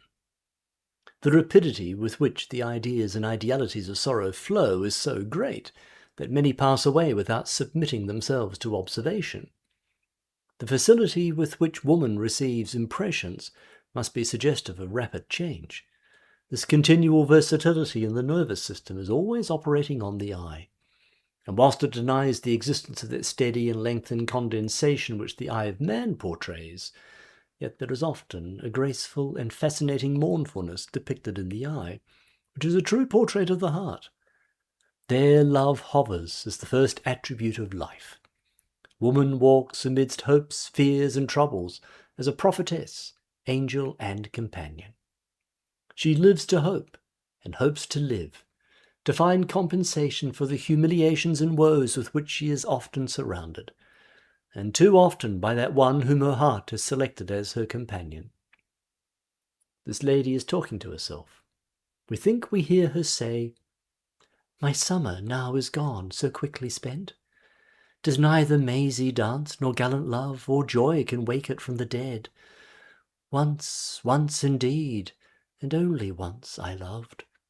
Ah, who can tell, when first the newborn infant opes its eye, and drinks the light of heaven, what mystic thrill of joy ecstatic, then from nerve to nerve through this, of all the portals to the brain most complicate, attends that rushing beam. 'Tis even thus with passion's first wild throb in youth's young soul. 'Tis indefinable, and all we know is that it gave a zest, an impetus unto the tide of life, that until then had sluggish been and dull. Oh, 'tis a gift from heaven, and could it last, I could not wish for any other light than the bright trance of love. Once more we meet down by the rocky shore, fixed by his love. Ah, in this wilderness 'twill cheer the soul, and yield some passing ray to tempt this fluttering soul a while to stay. Ah, there the happy sea-bird tells her tale to her loved mate. Together scale o'er storms which rend those high materialities, which bound their wild domain of angry seas. But when the saucy winds have ceased to chide, their glistening eyes with undulation shine. Fearless and proud they ride, and watch the crested waves to rocks incline. Come, sorrow, hug thy child in cold embrace. Gently take down the tabernacle slow. These eyes may no more gaze on that loved face, and all the world is now a world of woe. Sorrow has lovely shades, in which it were well sometimes to sit. She is cooling streams for feverish worldliness. She is medicines which are better than wine. She is an altar for pious vows, and a cold, dreary sepulchre for those who despise her visitations. End of chapter 16. Imagination. The eye of imagination seems to look through all presence, and calmly regards that which others see not. The point of convergence coincides exactly with an extreme point the eye seems to include. The look is always steady, though enduring disturbance more readily than the eye of genius. It is also penetrating, and sometimes piercing, as though jealous. There is considerable lustre and feeling, but united to that control and energy which regulate the line of the path of the eye. If the subject under consideration is of extreme importance, or relating to the unseen world, the eye opens with glistening radiance, and occasionally a tear rolls off the lashes. Then the eye performs its motions more heavily, and within a more limited field, and passes in straight lines from some ideal object to another with an oscillating motion. Yet a pleasing and attractive expression pervades every part of the eye. This is one of the attendant graces, and best beloved sisters of genius. This is the loving, buoyant creature seen on brows of haughty mountains, listening to the dissonant roarings of the cataract. She dashes through thick embrasures of the dense wood, and sits by the side of pellucid streams, listening to the happy songsters of the glen. She whispers, "Bring me word hither, how the world goes." And as Coleridge says, all passions, all delights, all thoughts, whatever stirs this mortal frame, are all who ministers in love, and feed its sacred flame. When moonlight hour steals o'er the sense, 'tis her delight, her hope, her joy. Yea, she doth smile, and she doth weep, like a lovely hermitess, beauteous in a wilderness. When praying always, prays in sleep, and if she move unquietly, perchance 'tis but the blood so free comes back and tingles in her feet. No doubt she hath a vision sweet. She is the one Milton describes. She is the same that at my window peeps. 'Tis her fair face that shines so bright. 'Tis that sweet fairy, she that never sleeps, but walks about high heaven all the night. Imagination can see kingdoms in shadows, and watch warriors and their brilliant staff vanish in the mists of a grandeur lent for a while by the fleecy clouds. She can hear the blast of trumpet and shawm as they travel through infinite space, and echoes the mystic praises of the Creator. She wakes in presence of spirits unseen by man. She dreams as spirits dream, and she is clad in the dew of inspiration, in foretaste of her ethereal being. End of chapter 17. Dignity. The eye of dignity moves calmly, whilst all the parts adjacent to the eye possess great freedom of motion, which motion is somewhat governed by mood of mind, though always under constraint. The eye seems not only capable of including everything, but also of critically examining every detail. Woman has generally sweet alliances attending dignity of mien, and many reserved powers. The dignified never allow much outward demonstration, as this is rather a characteristic of weakness of mind. In representing the figures of heroes, the ancient artist exercised great judgment by exhibiting only those human affections which become a wise and heroic mind, scarcely allowing a glimmer of the flame of passion to be seen, lest that variety of fears and doubts might rush into the mind of the beholder, which sometimes distracts admiration. The two great classical instances we may quote, Niobe and her daughters, against whom Diana shot her fatal darts, are represented as seized with terror and extreme anguish. The fable gives us an idea of the metamorphosis of Niobe into a stone, and hence Aeschylus introduces her in a frantic state. But the mighty artist has taken care to evince no extreme distraught, but preserves all in beauty, as though passion was in abeyance, held back by some internal sublime majesty. Niobe and her daughters are, and ever will be, the most perfect models of beauty. The other instance we would refer to is the Laocoon, where the artist still preserves the repose, vigour, and dignity of the brave man struggling against his misfortunes, stifling the emotions of his anguish, and striving to repress them. Dignity regards all precedents as naught, unless based on right and virtue. Of what account was the haughty Wolsey in the eyes of the unfortunate Catherine of Aragon? She told him of his cardinal sins, and yielded even for him a prayer and her pity. She reminded him of that being before whom kings shall sue, and false priests shall quiver as the aspen. She saw a troop of angels beckoning to her, and tendering their safe conduct to the unseen world. The belief in the riches of that world induces the sacrifice of self-righteousness, and then gives to the eye, aye, to all the being, true dignity. I will not wish ye half my misery, I have more charity, but say I warned ye. Take heed, for heaven's sake, take heed, lest at once the burden of my sorrows fall upon ye. Catherine of Aragon. End of chapter 18. Resignation. The eyebrows of resignation are slightly elevated, the lids widely apart, the iris not tense but soft with lustre. The motion of the eye is slow, but free and independent, and generally acting in a curve. The consciousness of the value and grace of virtue has reached a maturity in feeling and understanding which is evinced in the eye. Resignation is occupied in the cultivation of the great parts of mind and soul, and fears that an extensive and unremitting intercourse with men may stifle the growth of many of the sweetest gems of virtue, and scare away gentle, tender conscience, which trembles where busy worldlings discuss the trivial interests of time.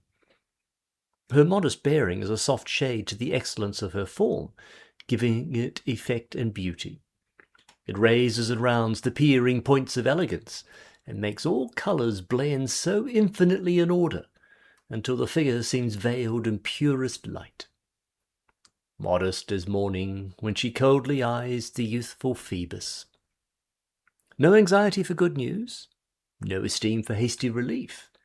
By this eye all news is qualified. The bad is not feared, the good is not exulted in. For well does the owner know, the cedar shall fall, whilst the reed quivers in the marsh, until Endymion culls it to tell the silver tones of love to beautiful Dian. Yes, the spirit of resignation evinces she has powers which shall endure until all material demonstrations are passed away. She shall live and muse eternally. But that tall castle height must fall, the mountain where the golden sun has hid, the rocks where lonely eagles sullen rest, the peaceful valley with orient honours clad, the boundaries of the raging billow's crest, the burning stars in their supernal vault must render up their native majesty, when the shrill trumpet of the angels sound. But the soft notes of resignation's voice shall join the choir of heaven's great palaces, and rest for aye in holy presence there. No noise, no care, no vanity, no strife attend this placid spirit. No haughty passion there. From a base world she wanders away. By streamlet and sequestered grove she steps and watches the gay lark, poised with gallant joys to chant at heaven's great gate to angels' ears. A pure ethereal calm glows over her face. Far above the reach of court intrigue, ambition's promises and the lure of gold, mean purposes and vain desires, she asks no joy, but that of virtuous peace, and dares the haughtiest storm of fate to rend that jewel from her breast. She inhabits her temple decked with amaranthine flowers, which no blast can kill. It is built with stones of crystal, through which her piercing eye is ever contemplating heaven. The misery of duplicity, temptation, and human infirmities is now unknown to her. She bids the wild earth roll, for she is shut in with God. She is a revelation of love, a beam of divinity influencing and shining through those dark clouds which attend the mortal body. She is not compelled to beg her daily happiness from others. Of God she sings, and of the mild attendant mercy that beside his awful throne for ever smiles, ready with her white hand to guide his bolts of vengeance to their prey, that she may quench them on their way. Her soul is decked with golden light, which glorifies her actions and her friendship. Indeed, that nectarian flower, amiability, grows in her path, and even place is dignified by the serenity of her presence. She is a lover of virtue without austerity, pleasure without effeminacy, and life without fear of its end. Hence it is she is subject to no disappointments, for her pursuit is truth. This is the ideality of her passion, to cherish goodness. This is her pride, this her beauty, this her hope, this her life, this her death, and this her epitaph. It is to such we may use those words of the great bard. Thou art alone, if thy rare qualities, sweet gentleness, thy meekness saint-like, the queen of earthly queens. This is the woman of whom the poet might say, "Yet there is light around her brow, a holiness in those dark eyes, which shows, though wandering earthward now, her spirit's home is in the skies." End of chapter 19. Beauty, a sketch. Soon as the eyes on beauty fondly form, and find its pleasures, they awake the mind. But heart and soul arise and contemplate each lovely form, whilst every wish departs, save still to gaze. Dante. We have no hesitation in saying that one of the purest sources of intellectual pleasure is the presence of beauty, for then the spirit finds an object for the exercise of all its powers, and the most agreeable emotions are created.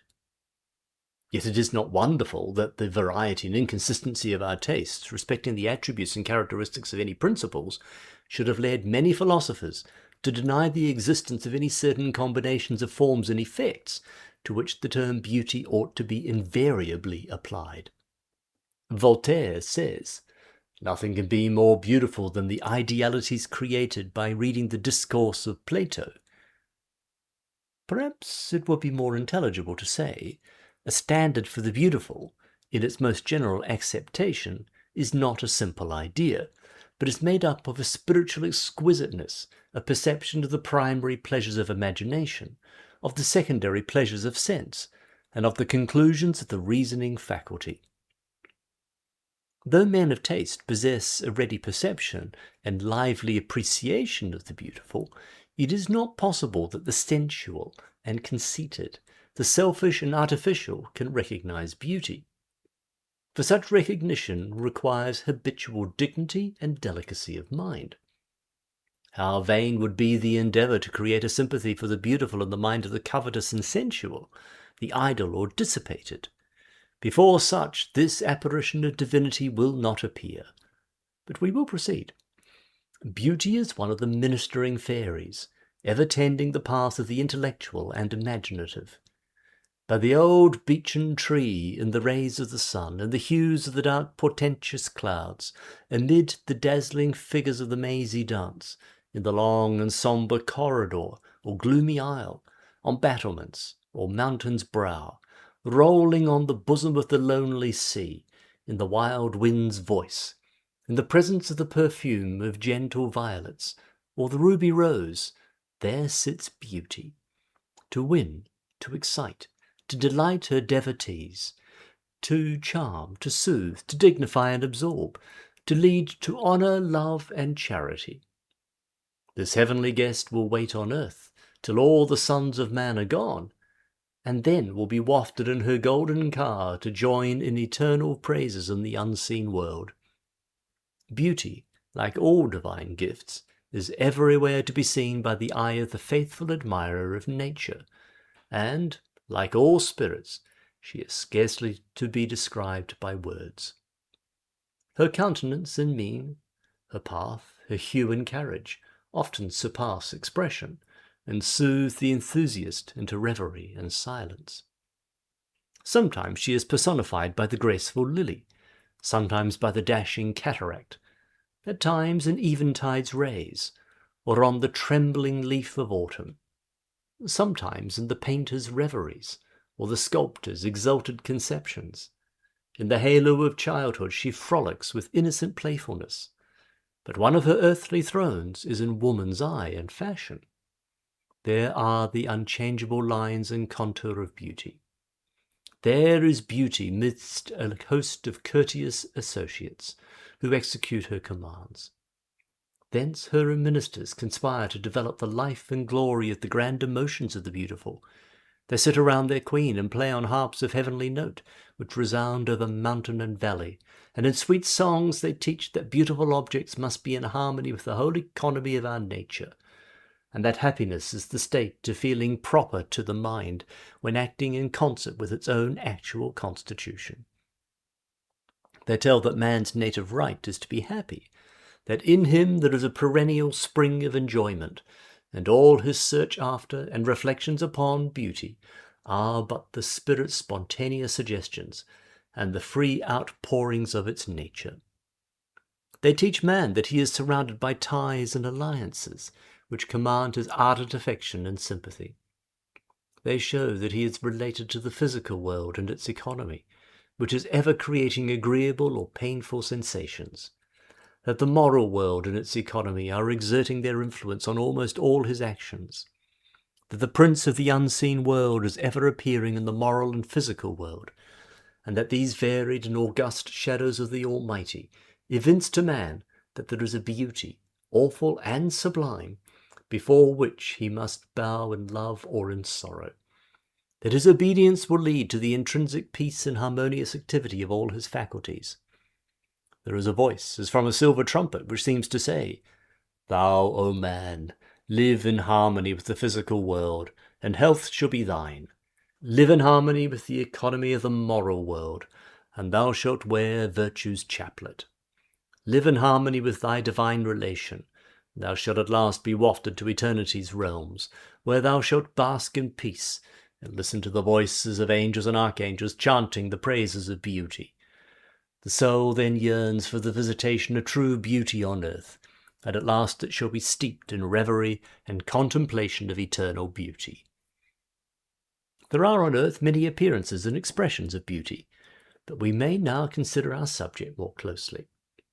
Most truly, one of the temples of the Great Spirit is the physical fashion of man, through which, though much desecrated by passions and the festivities of the man of sin, the impress of deity and the light of the lamp of heaven have not been wholly removed. The holy is ever holy. Amidst these ruins still remain the lines of the life of beauty. The chill of fear has passed through the trellis of the windows of the castle, and many a fair ornament has been thrown aside. The gallant pennon of divinity has been exposed to many a storm, and the warder's gate has been thrown into the fosse. The fair lady of this manse has been frighted from her bowry, and sorrow seems sitting on the high tower. Yet there is a voice, as from one travelling in his strength, with dyed garments from Bosra, and it whispers, "I am here." Yes, still remains beauty to mantle our being, to excite to noble and grand engagements, to rescue our minds from ignoble conceptions, to etherealize our spirits. But, say some, how shall we discern it, and what is its portraiture? Let him who is of a pure and meek spirit reply. Let him who loves his neighbour reply. Let the child and disciple of love and charity reply. Let the faithful who can see heaven's towers reply. Let the learned and lover of truth reply. Let the imaginative and feeling heart reply. And the trumpets and shawms of angels will echo through endless space. God is beauty. All his works are beauty. His voice, his words, his providence, his presence, even as he appears in our fallen nature, is beauty. The very presence of holiness. Hark to his servants, the north, the south, the east, the west. How grand and beautiful is their voice. Look upon his mountains and valleys.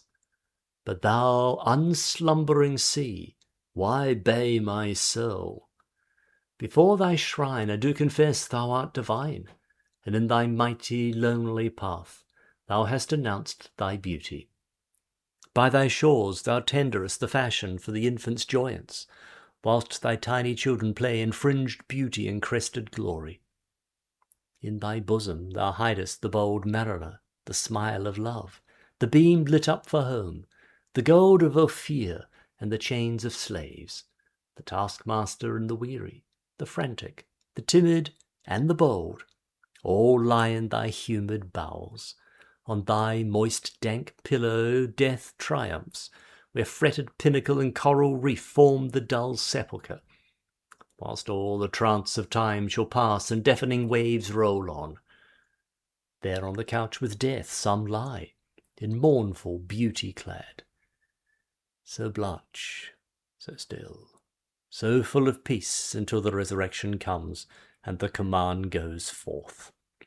For thou, Even thou, mighty spirit of beauty, thou sea, grand and august as thy being has been, must yield and give up all thy treasure. How awful and how beautiful this magnificent array! Hark! The mighty spirits rush forth from the tombs of waters so long pent. Here is beauty. See, they break the gate of death, and immortality put on. This is beauty. This is one of its apparitions. This also is God. He, the ever mighty one, moves in a mysterious way his wonders to perform, his paths to take, his declarations, his denunciations and renunciations to make, his threats, his promises to avow, and still behind a threatening cloud, his beauty clad in mercy is oft to be discerned. Again, in the morning of our days, when the feelings are young, then no listlessness arises. None of the best and tenderest, the most acute and sensitive of our feelings have been seared. Then we look upon treasures of nature, the pallid moon, the glittering stars, and perceive a vision of the beautiful and splendour and grandeur, living and burning on the very lines of beauty. How soothing is this presence to the mind of the virtuous and noble! What holy companionship! How many sweet reveries are held within the glistening halo of this enchantment! But alas, there are seasons when these elements of the eternal are oppressive and overwhelming. How awful is their loveliness and grandeur when encountering sin! Then the conscience is smitten.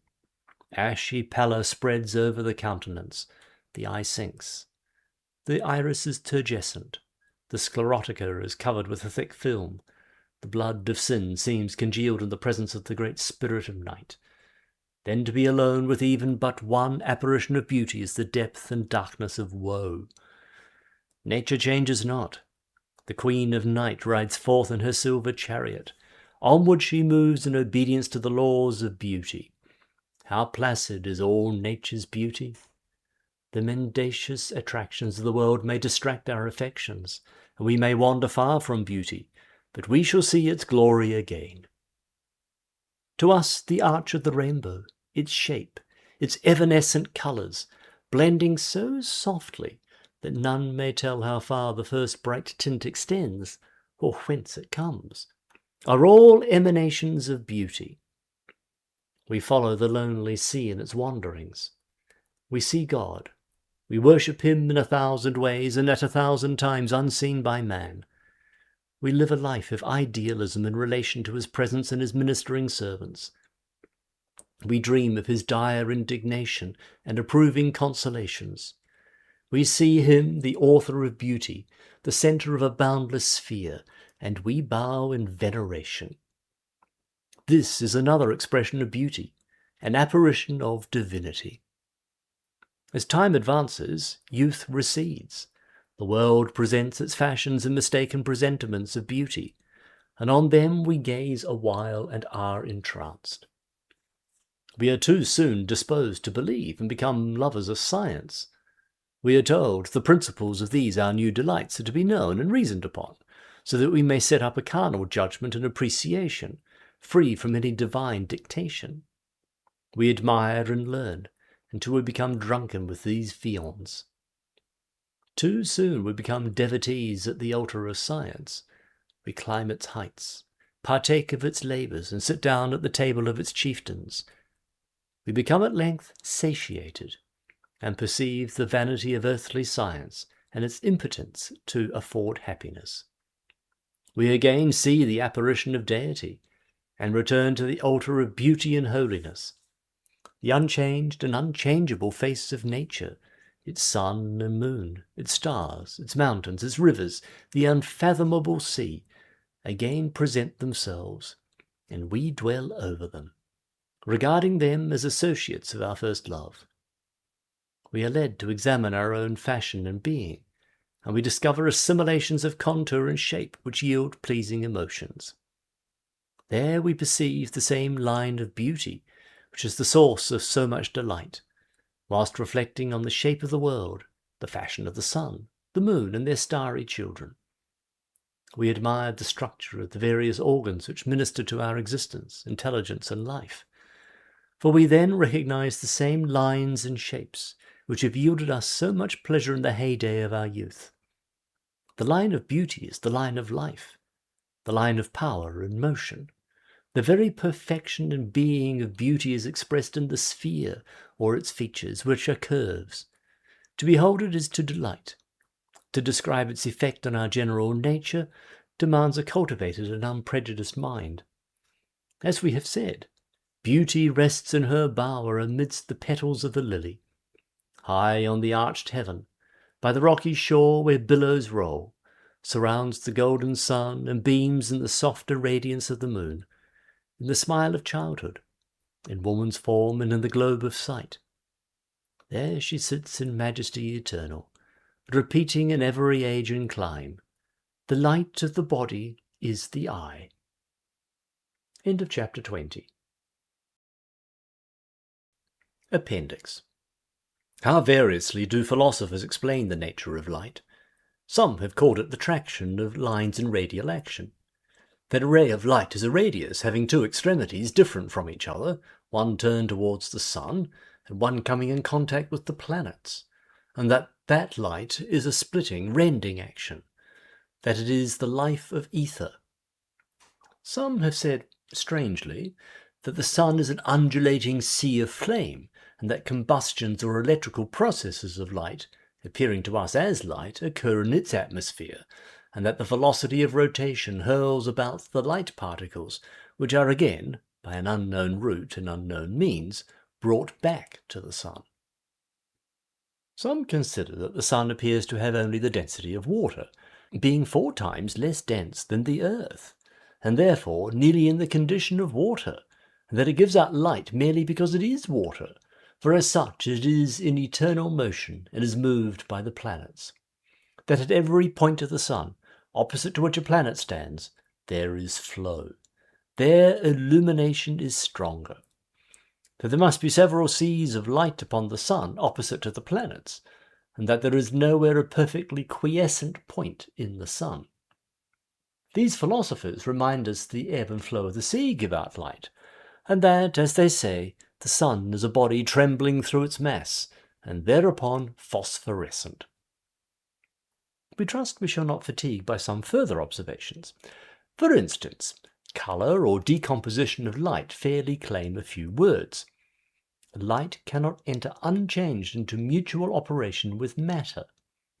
The tension of ether changes itself in matter, and this change is a debilitation of the tension of ether, and lastly its complete cessation. There can therefore be no absolutely transparent matter, the ether only being the absolutely transparent. The denser a material is, by so much the more will it be capable of suppressing in itself the tension of light. This suppression or expiration of the tension of light in bodies has received the name of absorption. This absorption is not a mechanical adherence of the particles of light in the pores of bodies. There are no pores for light, and this requires none. This absorption is regarded as a retrogression of light into the indifference of ether. Indeed, light in conflict with matter does not continue light, but becomes a mean condition between light and darkness. Colour originates only in the confinity of light and dark, or in the limit between the two great antipodes, white and black. Darkness is the cause of colours. There is nothing visible but colour, the coloured matter. The non-corporeal itself is invisible. Darkness is the cause of visibility. Were there no darkness, there would be no world for the eye. Colours are only illuminated darkness. In the limit between light and dark there is neither white nor black, but they are possible mediate conditions, or the proper colours, the material tensions of ether. Colour agrees essentially with the elements, and is itself nothing different from element. Fire is in its essence red, as being the impartient of light and heat. Air is in its essence nothing else than the blue ether, by virtue of its being gaseous. Water is the green ether, earth the yellow. If the ether is tensed, it then becomes red or fire. If it attains its blue stage, it becomes air. At the green stage, water. Upon the yellow, earth. The elements are only gradations of light, colours. They have, therefore, been formed according to the laws of light, for colours are, without doubt, the legitimate developments of light. Red, as being the solar or fire colour, ranks parallel with oxygen. The more powerful, indeed, the combustion, the more powerful is the oxidation, and by so much redder the flame. Matter also becomes red through oxidation. The red vanishes lastly into white, and thus the highest oxidation is white. Red is the warmest colour and blue the coldest. Red retains its presence to the eye at a far greater distance than blue and green, though it is true an effect produces a colour of blue at a distance beyond the red, but this is only atmospheric effect. The greatest distance creates white. The sun and the firmament may be viewed as the bright opening in a darkened chamber. Colours are, therefore, nothing but images of the sun and darkness, self-manifestations of the sun and dark matter. A point of light thrown into darkness is colour. End of section 21. End of The Language of the Eye by Joseph Turnley.